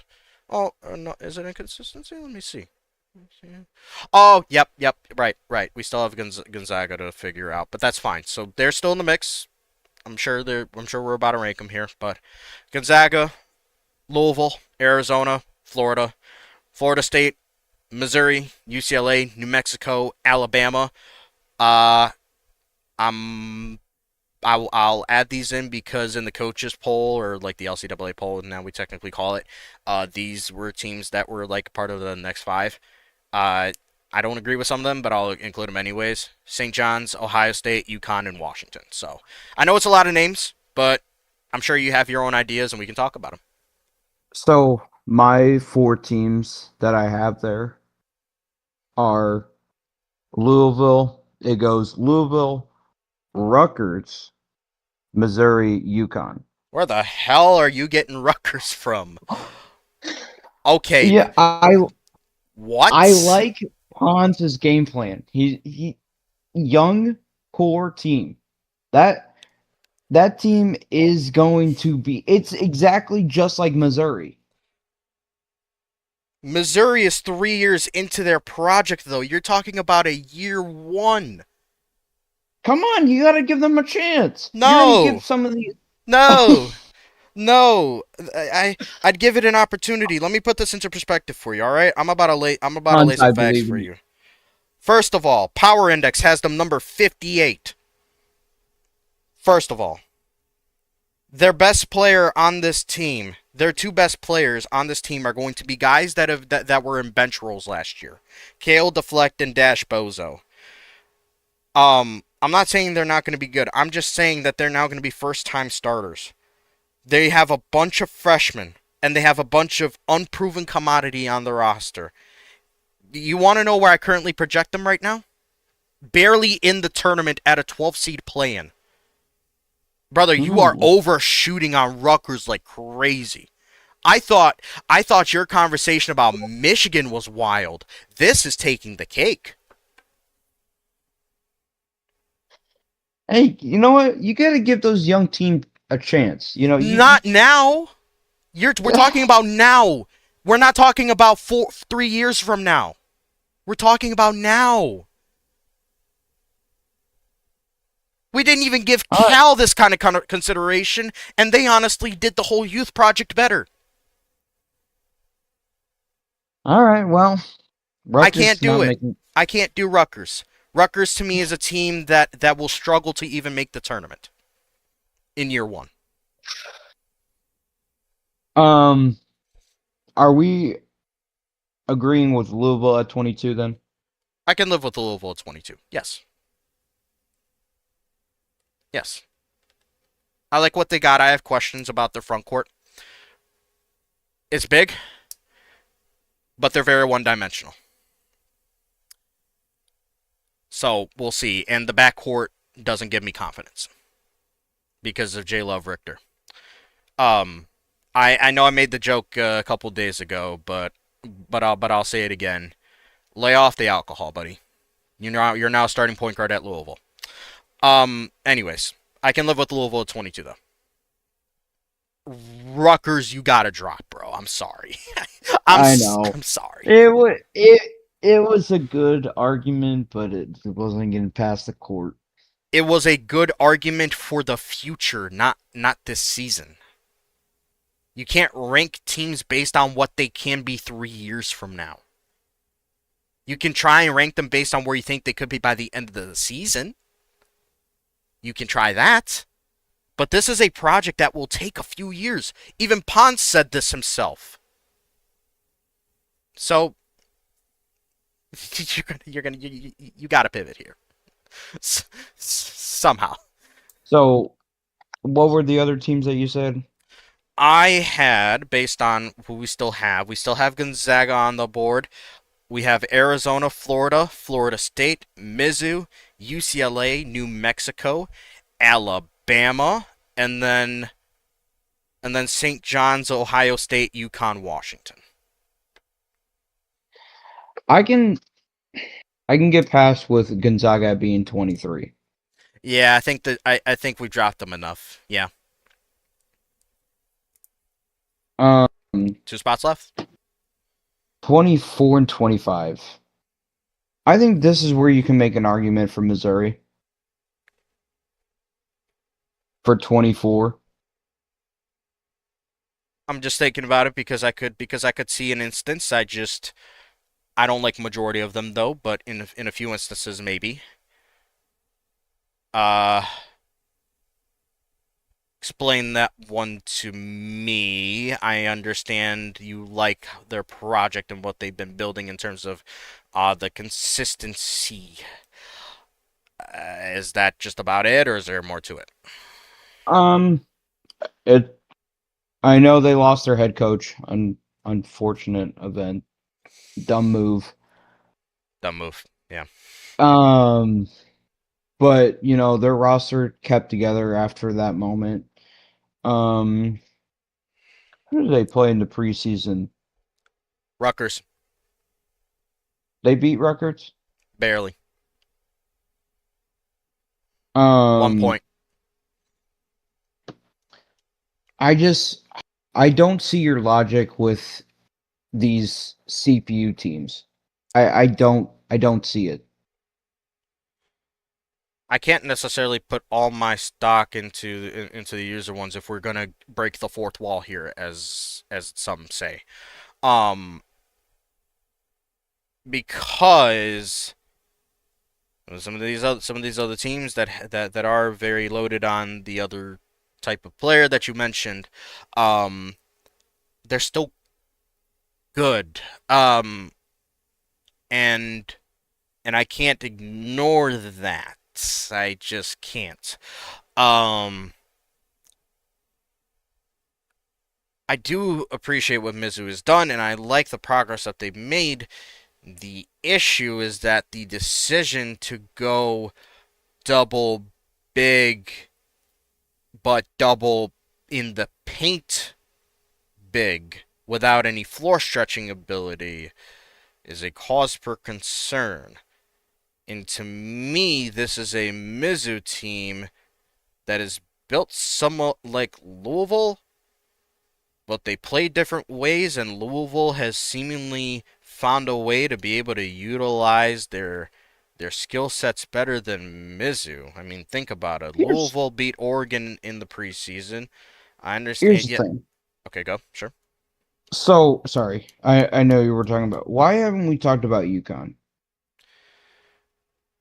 Too young, and quite frankly, they have a lot to prove.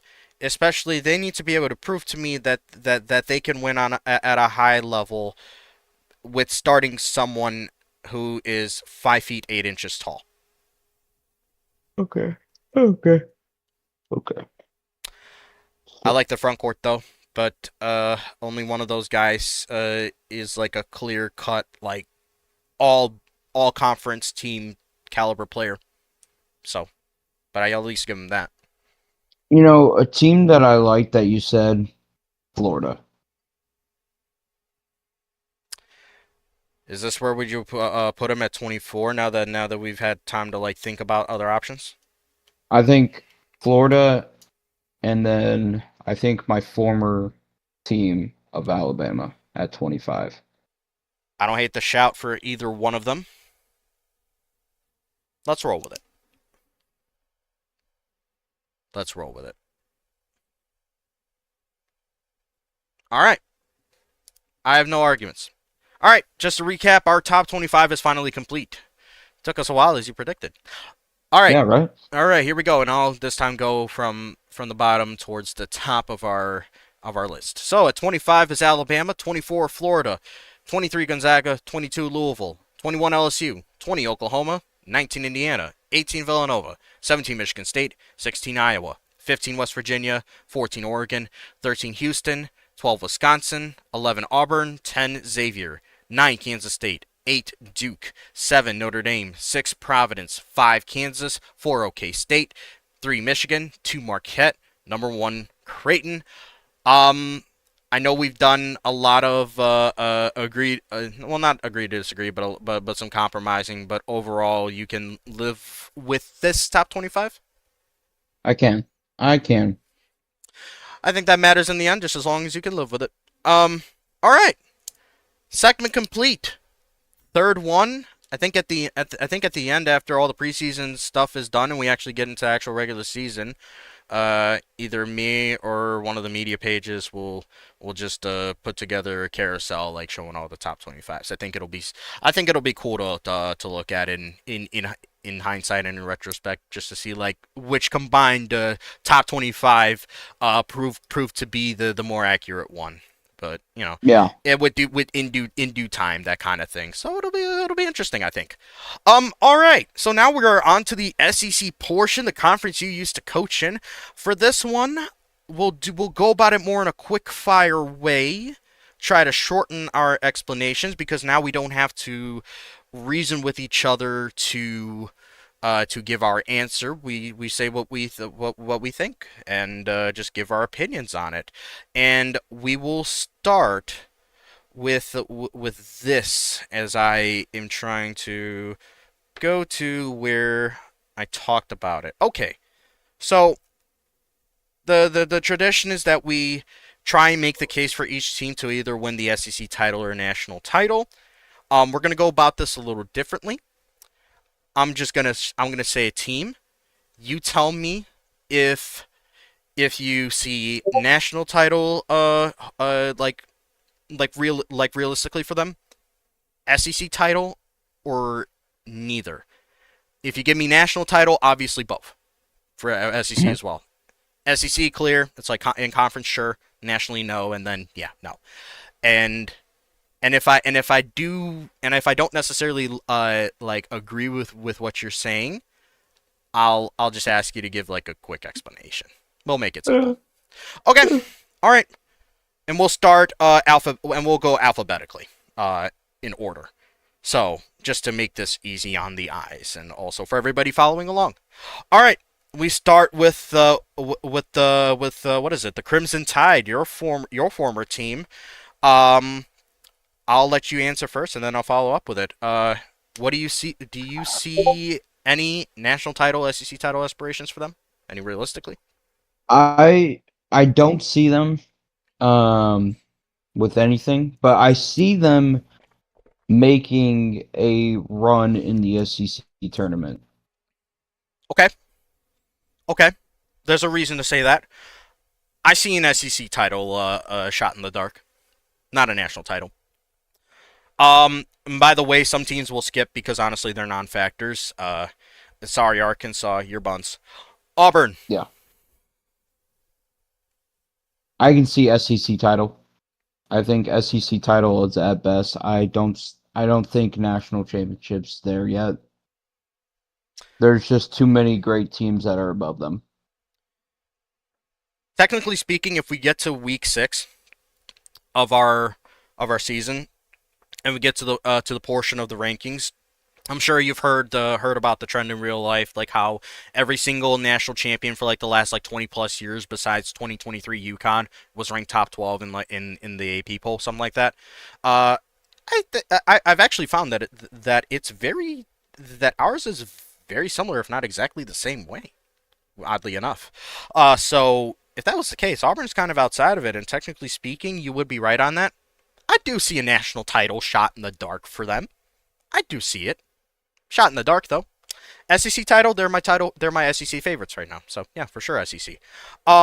Florida. Next season, Think with a you team know, that Laza finally gets to build himself. yeah, I think they'll be good by next season. I'll give him SEC title consideration, but that's all I can do. Yeah.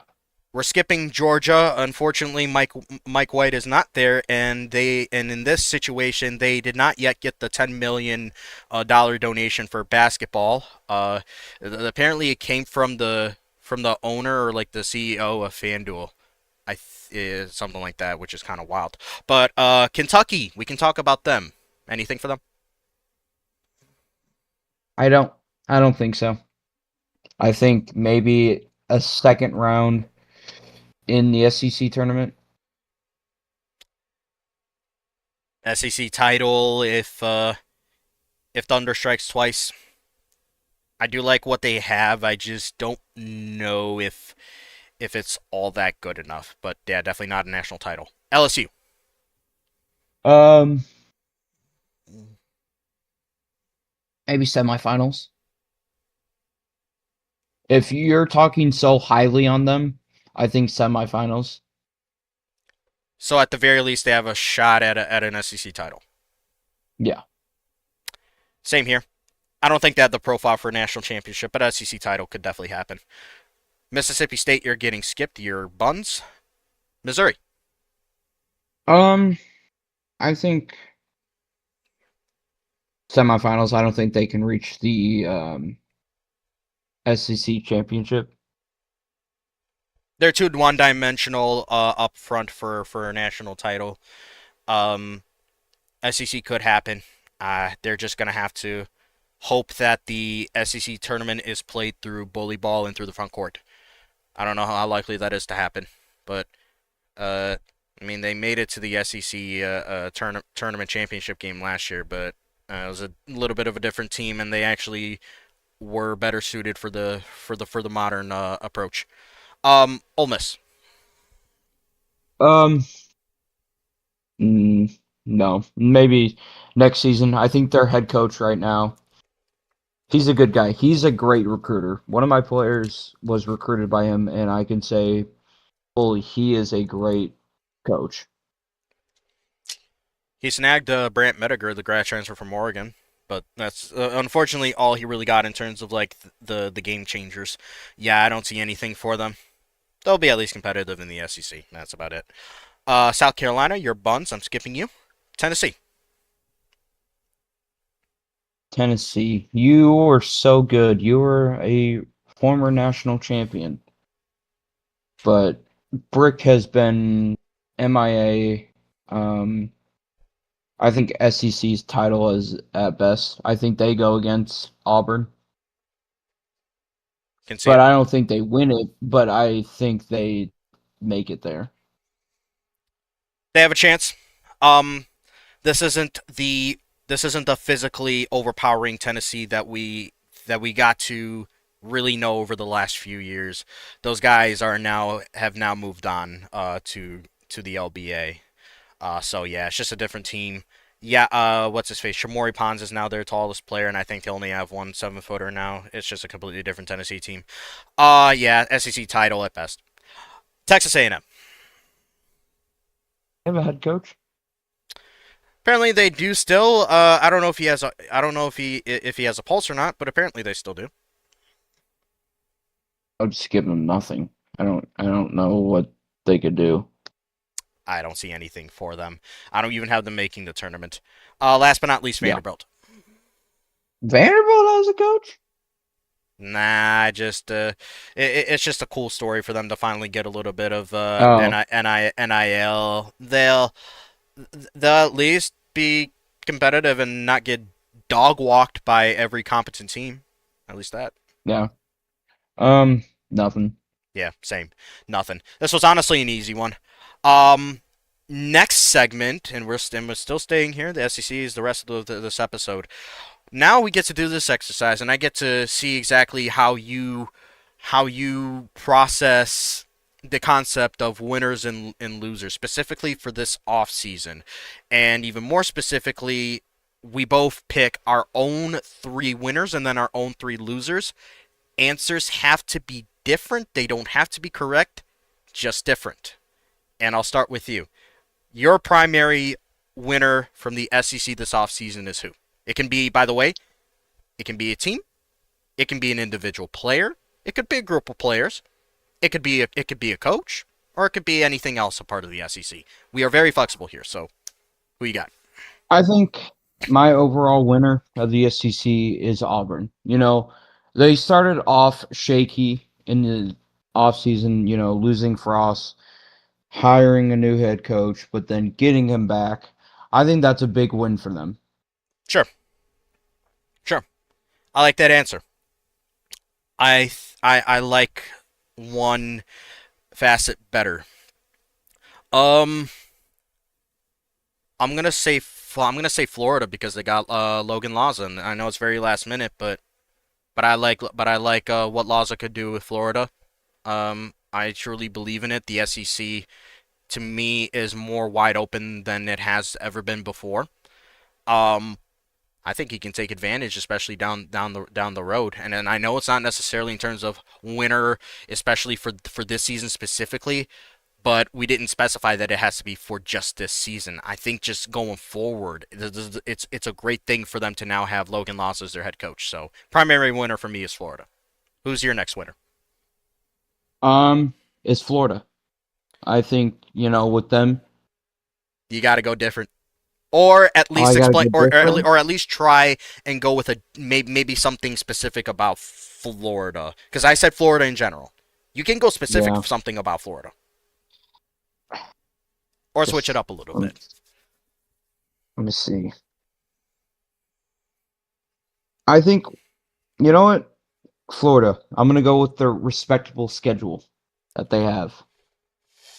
Okay, so it's okay. This is interesting. So you're going with okay. Okay, I see what's going on. You know what? I can accept it. I said winner Florida for the future. You're saying winner Florida still for now. Yes. Okay. Okay. You know what? Honestly, that's an acceptable answer. Um.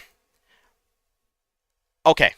My second winner is LSU because they finally got rewarded for their great history in LSL, and they were able to build a competitive team from it. Still, I think everybody at this point knows my opinion on KO leaving them when he did, but it's past the Oh yeah. past. Past is the past now. It is what it is. So Same thing with me when I left Alabama. Loki, yeah, but uh, I feel like at this point you could rebound better than Kale has, honestly. But we'll see. We'll see how it goes. Your third winner. My third winner hmm is going to be um Missouri Explain that one real quick. getting their head coach out of there. That's a take. You know what? I can live with that take. That's a funny one, honestly. Um, hmm. Okay, okay. I'm gonna do this in the same vein as you, I guess. Uh, Specifically the Missouri fan base. You guys somehow kept your roster after everything that happened. Maybe after this year they disperse. Who knows? But at least for this season you kept them. So at least that's a win for Missouri Yeah, fans. All right. Now for the three biggest losers from this conference. Who you got first? Tennessee. They lost too much. And I don't know how they can how they can recover at least quickly. So I can definitely see that for them. Uh Kentucky because they still got Orochi at the helm. Bro does nothing. Yeah, that they were going to be my second loser because they they haven't done anything. They've been with this coach for what? Maybe Three what? years. 3. 3 years. Golly, The time to give him the boot. I think they will. The donors wanted to give him one more chance, but they had to build the team themselves. So that's that. Um, All and right, all right. Who's next and for for you? my third one, It's well. Wait, I thought you were gonna go second because I said Kentucky. Because I said oh, Kentucky. So yeah, who's your number two? my second, Yeah, golly, I think Arkansas. I mean They by have a default. Yeah. they have a rich history and program. You know, I think if somebody took them over, they can do something with their NIL money, and I think they could do something with the roster, but nobody has taken them over, so they haven't been able to do much. They haven't done anything since their old head coach Mayo, which he was a great coach for them. He got them to an 8 seed all the way to the second round when he got bounced by you, and then that's when he ultimately retired I can't call him a his great coach because it's only 1 year, but he did all right for them. Um, it's a I guess it's an easy way out on the loser one just because yeah by default they're losers. They don't have a competitive team at all. Uh, NIL wise, I don't think they have much honestly in terms of history within LSL. It's not that. I think they've only made like one Elite Eight as a 7 seed. So, um, my second loser is I'm going to go. Ooh, this is a tough one here. What Okay, I'm saying. I'm gonna say the Missouri players, specifically the roster, the players, because their previous coach did what he did and left them without a real coach. I guess let's just put it that way. So for the season, they're gonna have to endure this, and then they'll have to figure out their futures afterwards. But I think that's definitely a loss for them. All right, who's your third? I- I'm gonna go with Kentucky's fan base and players. Okay. They have such a rich history. They have probably a lot of NIL money. I'm hopefully certain. Um, and they just don't have the head coach to do it. They they need somebody that can get them going and get them back to what they used to be. I mean, what? How long has it been since they've actually been in a top five seed in the tournament? Last time I remember was 2032 when they got bounced in the round of 32 by 10 seed West Virginia. We are now entering the 2035-36 season. It's been a few years. And also, one of those years in between that last time and now, they flat out missed the tournament. So it's been a while for this Kentucky team to actually be good. It has been.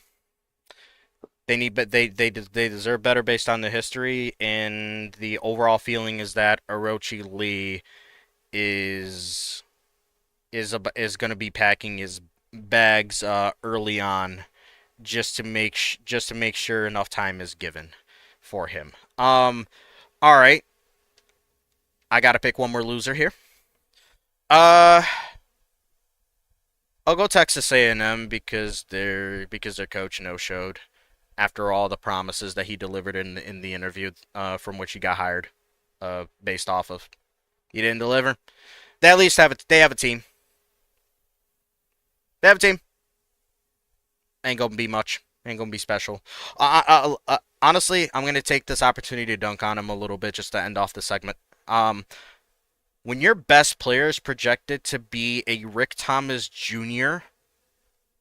that only got to play in 5 games as a Yukon Husky last year and only scored 1.6 points per game, something is wrong.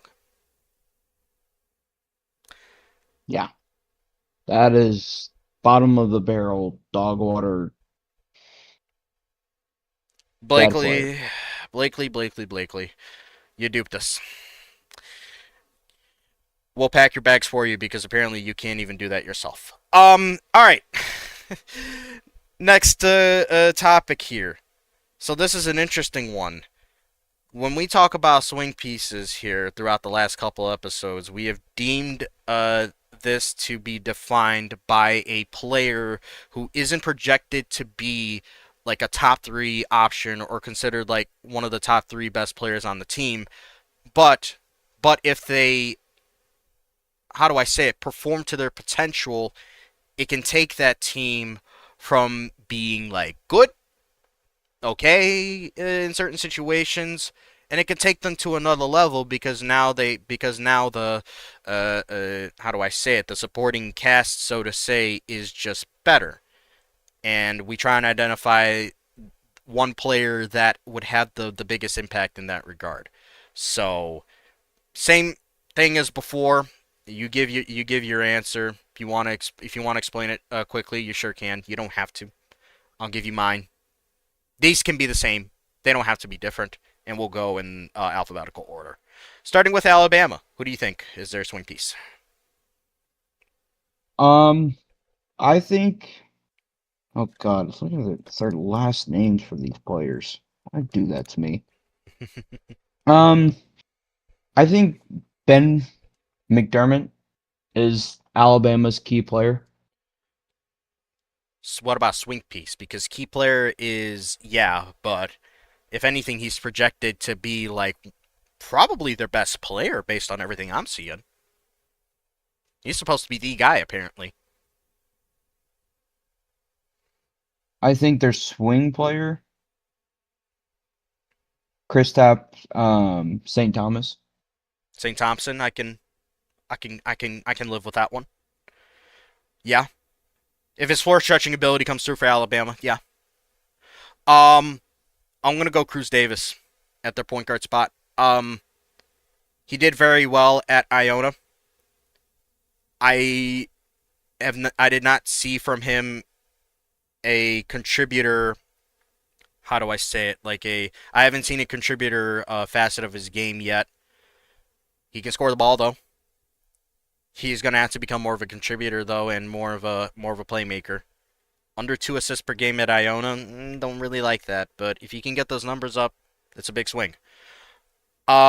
Like we said before, we're skipping Arkansas. All right, who's Auburn's swing piece? Um, Hold on, let me pull up their roster. hmm Gotta swipe over because we don't have the arrow. I guess we didn't have enough in the budget. I Um, mean it's easy. Just like you hold like the edge of the left side, and then you just swipe right. mm, Because if you think about it, it's like a you switch to a new page, and you're just flipping back. mm. Um, I think, I'm gonna go with a bench player. Sure. I'm gonna go with David Dixon. Being right behind Chris Wow. Still is big. That's such a good senior. He's such a great leader for that Auburn team. He will get that guy going for his he's a grad trains with Jesus. Old man. Well, let me change my answer. Have at it. Um Let me go with Jalen McCullen. Jillian McCullion. Okay, I can live with that one. Um, I personally think it's ahead of him. I'm looking at. I mean, it's either Yeager or Nick Jackson. Uh, I'll low key go Nick Jackson because he did okay with New Mexico, like 10 points per game, 4 assists per game. But now he's going to the SEC, and even though the SEC is a bit down right now, they're still overall better than the Mountain West. So now he's going to be starting at at an SEC level. If he can match that production, actually, tad a spot on or even better, that's a big swing. I've got confidence in Auburn's front court. It's just their backcourt needs to come through, and I'm looking primarily at Jackson. Florida, who's their swing piece for you? I'm gonna go with DeAndre Baker. Okay. I think he's got some big shoes to fill after Trippy Finn was there. So he's got to just be better, and he's got to be able to be big down in the paint because Trippy Finn was such a key factor for this Florida team last season. Trippy Finn was not a swing piece at all. In fact, he was one of the main players, which is why I believe the DeAndre Baker shout is correct because to expect him to fill those shoes is just it is an outrageous ask, to be honest, just based on everything considered. But if he can at the very least be who he was thought to be when he was developing at North Carolina, I do believe that Florida does indeed then have a competent front court because I really like Adrian Smith's game, and Keith Clanton was a stud at UCF for quite a while, and I think his game translates to the SEC. And then I like Manny Thatcher, like I said. So, Kentucky, because we're skipping Georgia. Who you got? Um, let's go with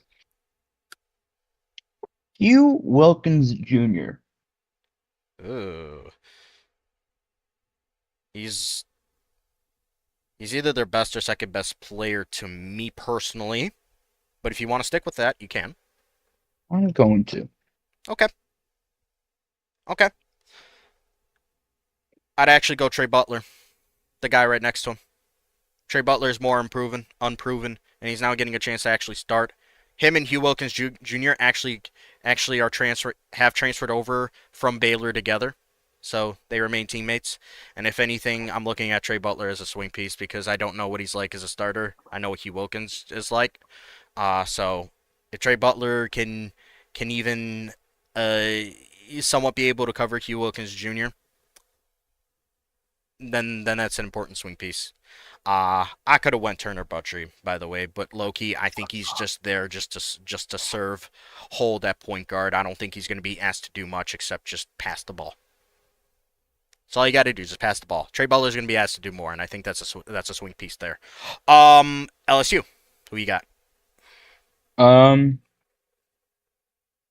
let's go with Mick Jackson. Okay, okay. My answer is a little different here. I'm going to go Tyler Mitchell. Um, I believe in Mick Jackson. I think he will do just fine. To me, it's not. I think there is no swing with him. If anything, to me, uh, it's a must for him to be good, for LSU to be good as well, or else things could go downhill. Zyterius Morrow is good, but I think there's a little bit of a drop off there between the two. It's not gargantuous, but it's significant enough. Um, Tyler Mitchell for me because he's a decent sized wing. This is a guy that wasn't featured much at Oklahoma. He's returning home to the state of Louisiana, playing for his hometown squad. I like his skill set. His shooting splits aren't bad. He is going to need to play the role of a wingman, especially 3-and-D wingman, effectively. Every like really good team or elite team has at least one very good 3-and-D wingman. Tyler Mitchell can at least be really good. That is a swing. It won't break them, but it's a swing. Um, Mississippi State, like I said, you're garbage. Get out of here. Missouri, who you got? Um, I think I'm gonna go with Omar Bohannon. Omarion Bohannon. Okay, sure, that's acceptable to me. That's a high-rated freshman that is getting an opportunity to be a six man. I like it. I'm gonna go different. I'm gonna say Tyrese Percy is a swingman in this case. I know what I'm getting out of Toshi Azuna and Daniel Ricciardo, even though I don't like how they are basically the same player and that they don't stretch the floor, but at least I know what I'm getting out of them. There aren't any unknowns there in terms of that. Jeremy Johnson, I know what I'm getting out of. I don't mind him playing at small forward.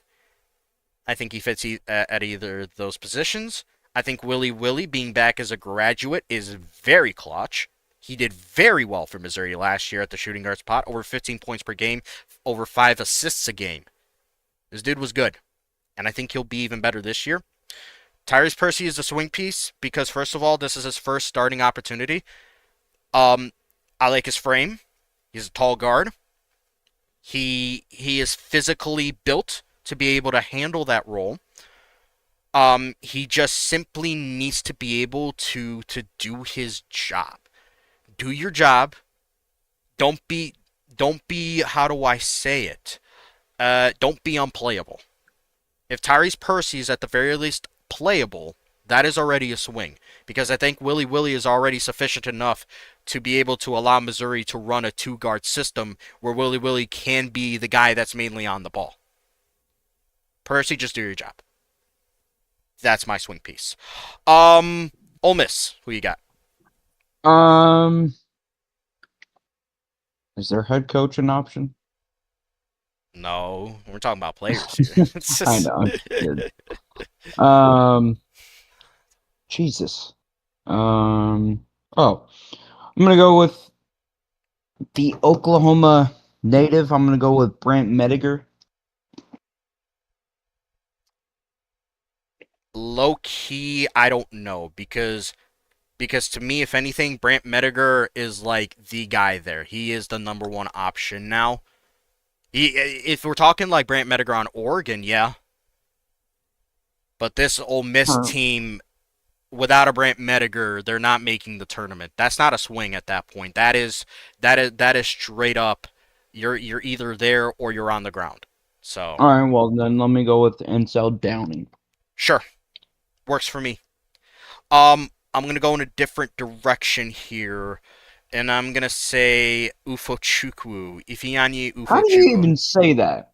If oh, if you if you want to keep it simple, they just call him Iffy. In real Oh, life, Iffy Ufochukwu. Um, the transfer from Boise State, he showed flashes off the bench for them, but this is in the Mountain West. He is now a starter in the SEC. He isn't by all means a tiny body there, but he's still not physically built to compete with the elite bigs. At the very least, be be good for the team. At the very least, do that, and I think Ole Miss will get into the tournament. If not, they're missing it. Uh, but it's not the same level as having or not having Brant Mediger. That's at that point you're talking about best player versus like a placeholder big that's coming from a mid major. So that's my swing piece. South Carolina, you're getting skipped. Tennessee, swing piece. Who is it? um, well, hmm,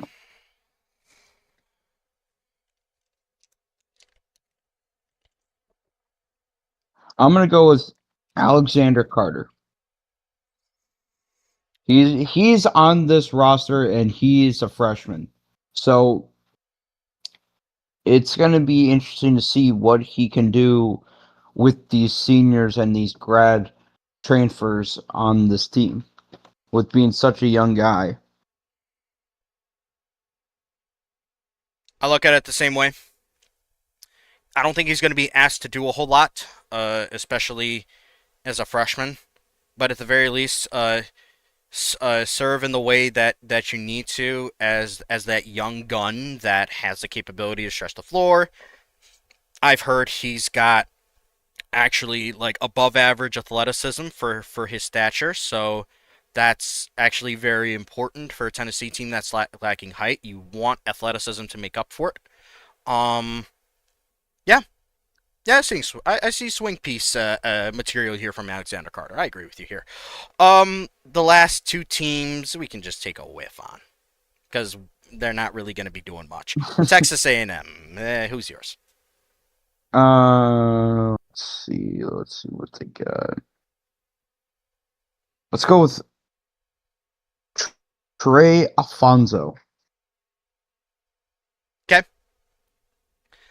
mine is Emejuru, Giovanni Emejuru, the transfer from Sam Houston. Uh, dude's built like a tank. Uh, could be serviceable. Swing piece in a way. Rick Thomas Jr. and Cam Ambery are going to be relied on. I think Trey Alfonso will end up being relied on too. I don't like their team at all in terms of nationally, but at the very least, I think they can be at least somewhat competitive in the SEC. Last but not least, Vandy. Who you got? Mm, hmm. Jesus, they're filled with all grad transfers. No young guys. Unk. Unk roster here, and and to me they're not even good enough to make the tournament, but it is what it is. They're just like Michigan. No, no loyalty to the hometown. Only brought in like 4 transfers though, but it is what it is. Let's go with Trey or Ty Brewer. Okay. Just because of Vanderbilt, I can accept it. My answer is different because I think Ty Brewer is going to be option number 2 on this team. To me, it's Caden Pierce. No, actually, no, not even. I think he's gonna be the third best option, which low-key worries me. I'm looking at a KJ Davis off the bench as that backup point guard. I think Dykstra is gonna handle his own. I think he's gonna be good. I think KJ Davis coming over from Texas Tech. He's experienced playing in the on the high major scene. Vanderbilt won't be great, but at the very least, they got a competent backcourt room. At least I can say that. All right, we have one more segment to cover before we get up on out of here. And for those that have watched, first of all, thank you so much. Second of all, if you haven't yet, subscribe to the channel, and turn post notifications on, especially for when we go live and such. We'll try and make this, a few times a week thing. I enjoy it, and we're going to try and keep this up, especially over the regular season. We are not slowing down. But our last topic is indeed we're going to try and just pick out our personal favorites in regards to backcourts and frontcourts, namely three, who we think the three best backcourts are from this conference, and then the same deal with the frontcourts. Um, let's go top to bottom on this one. We can have the same answers. If you want to explain yourself, you can do it briefly. You don't have to. You can just give it a shout. All right. We'll start with you, and we'll start with the backcourts. Who do you think has the best backcourt in this conference? And by the way, let me real quick, sorry to interrupt you. Just to, how do I say it? Put this into perspective. Backcourts means, like, obviously your guards. Wingers, like your shooting guard, small forward positions, are technically backcourt.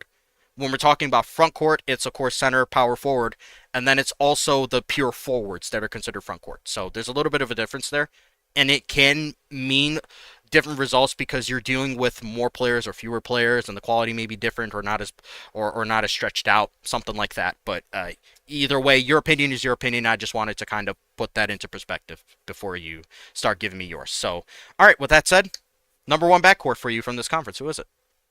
I'm gonna go with Auburn. That is the clear favorite with Perry Percy and Chris Stills. Did I say front court or backcourt? You said, I think you I said backcourt. Yeah, backcourt. So we're talking about the guards. Yeah, yeah, yeah. Yeah, sorry. With is it Nick Jackson and Aaron Yeager. Aaron? Those are their guys. You can consider LeBron Jordan. What a name, by the way. You can consider LeBron Jordan as part of it as well because he's a winger. Yeah. But I think Auburn has the best one in the SEC. There's no doubt. Okay, I can see it. Auburn is seemingly the best team in the conference. I can see it. I'm having a look through just to make sure I'm confident in saying this because I might go with a different answer here, but I also might keep the same tune. I'm just thinking about it because there are a few names or a couple names on here otherwise that I'd consider.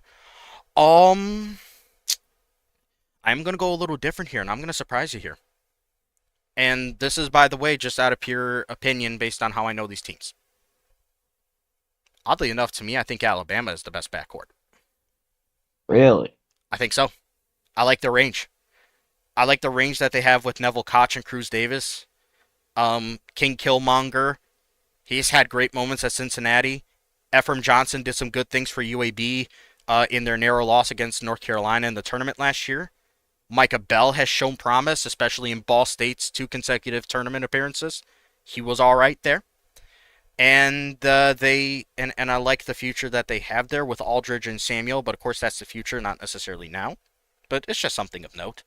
But yeah, I like Alabama's backcourt. I really like it. I really do. Who's your number two? I'm gonna go with the Florida Gators. Okay. I think with Keith Clanton, Daquan Jenkins, and Manny Thatcher. I wouldn't consider Keith Clanton a part of the backcourt. He's more of a front court player because he's a pure forward. Wait, did you say backcourt or front court? Backcourt. And you list Oh, yeah, okay. and then you list the Jenkins and Thatcher who are part of the backcourt. So Oh, okay. yeah. But yeah, I think Florida for number two. Acceptable answer. Let me see here. I think this is where I go Auburn. Because I do agree. Yeah, they do have a great backcourt for this conference. I think they do. I like Alabama's a little bit more just because of the versatility. But it's clear as day Auburn has the quality. So yeah, I can't drop them past number two. Who's your number three? My number three is the Tennessee Volunteers.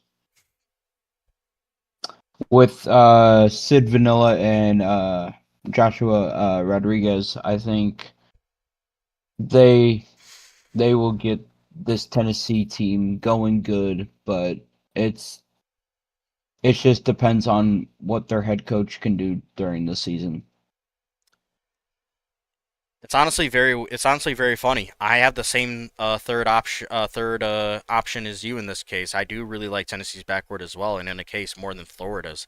Not a shot at Florida and what they have or Laws and what he's working with. I personally like the grouping of Joshua Rodriguez and Vanilla, of course, as like the main head guys. Alexander Carter's technically part of that backcourt. Remember that. And we do think that he is the swing piece of this team, so I think that is important to note. And then guys like Omar Brimmer are very key in terms of coming off the bench. He is their sixth man. Brimmer is the official sixth man of this team, standing at 6'5". He is projected to be more of a point guard than just a pure combo guard. He averaged over 5 assists per game at Colorado State. That's pretty good. That's pretty good. And now he's coming off the bench for Tennessee. I'm sorry, Florida. No disrespect. I like Tennessee's backcourt. All right, frontcourt time, where you originally started off with, but yeah, we can go back to it. So who's your number one? You know what? I'm gonna stick with it. I'm gonna go with Tennessee. Frontcourt? Yes, for their front court. Okay, because that's your opinion. I don't.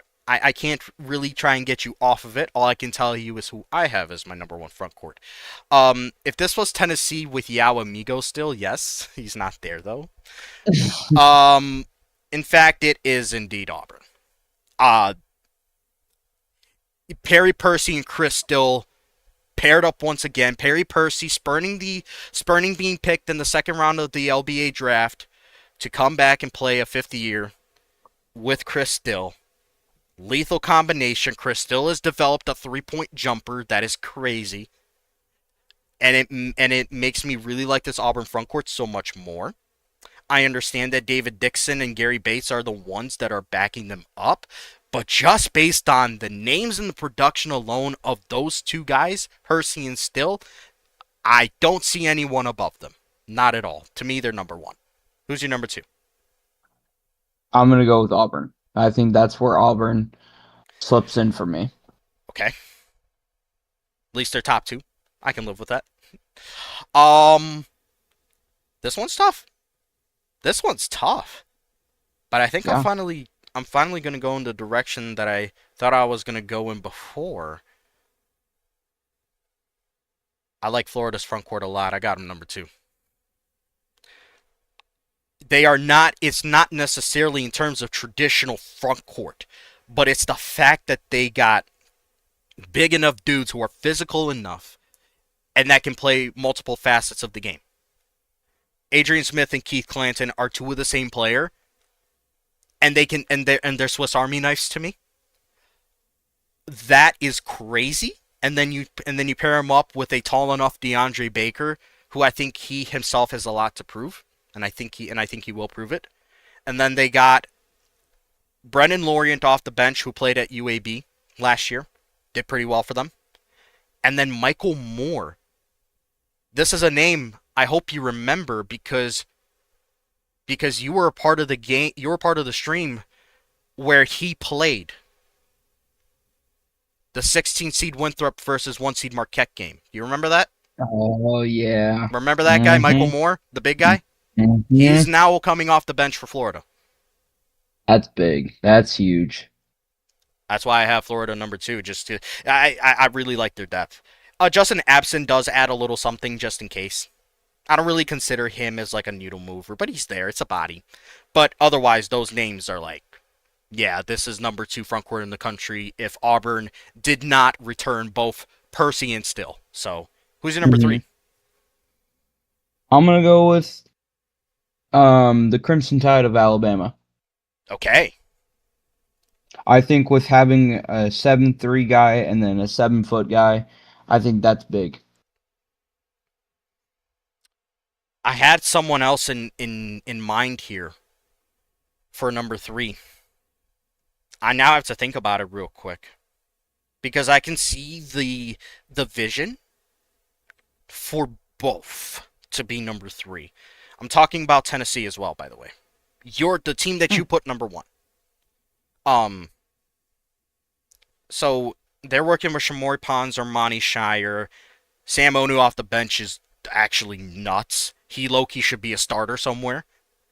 Romad Dean from Fordham on the short side, but he's skilled. It could work. Mohamedou Cisse, he's just height. I don't think he offers much except height and just depth. Antonio Lisenby, he's he's built more like a winger, but I guess he has a skill set of a forward. So Alabama, on the other hand, they're actually much thinner at the front court in the front court grouping. Jaron Kantisha, 7'3" monster in the paint, big rim protector. Dude did really good things at UCLA. I like the addition. Kristaps St. Thompson, big, tall body at 7 foot, light guy, but he can stretch the floor. Ben McDermott, like I said, this guy is supposed to be the guy here for this team this season. Very versatile game at 6'8". Could do a bit of everything. I think he originally started out as a winger, but through his progression at Baylor, I think they slowly transitioned him to like to small ball four. So he still has the capabilities of playing on the wing, but he's more of a forward now. Um, Hmm. Otherwise, Perry Smith Jr., Neil Houston. Yeah.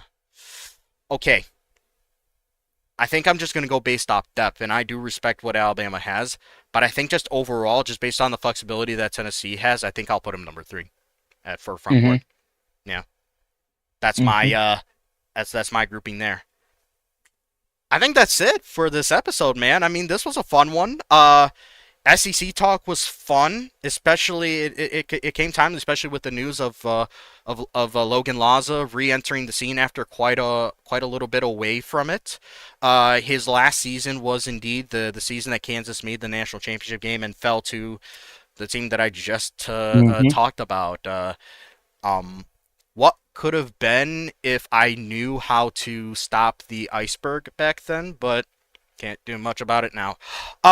But I guess anything you want to say real quick before we wrap things up and get out of here? Um, you know, thank you for the time and the effort that you put into that app. The app is really, really cool. Thank you. I think Appreciate it. everybody should give a little look, a little glance at that. Um, and you know what? Everybody just be patient and season's coming up soon. It's going to be a really fun one. There's a lot of great games as you can look at all the teams on the app. You can look at all their schedules. It's going to be a fun season. You know, it's going to be a learning process with everybody, but you know what? Enjoy the ride. It's going to be a fun one, and we'll see you soon. We will indeed see you soon, and yeah, like you said, if you're within the league circle and you don't have the app yet, you are low key lacking, my guy. So get on that while you can before things start up and before you fall behind the eight ball and start DMing me frantically. Oh, did I play? Oh, what's my schedule?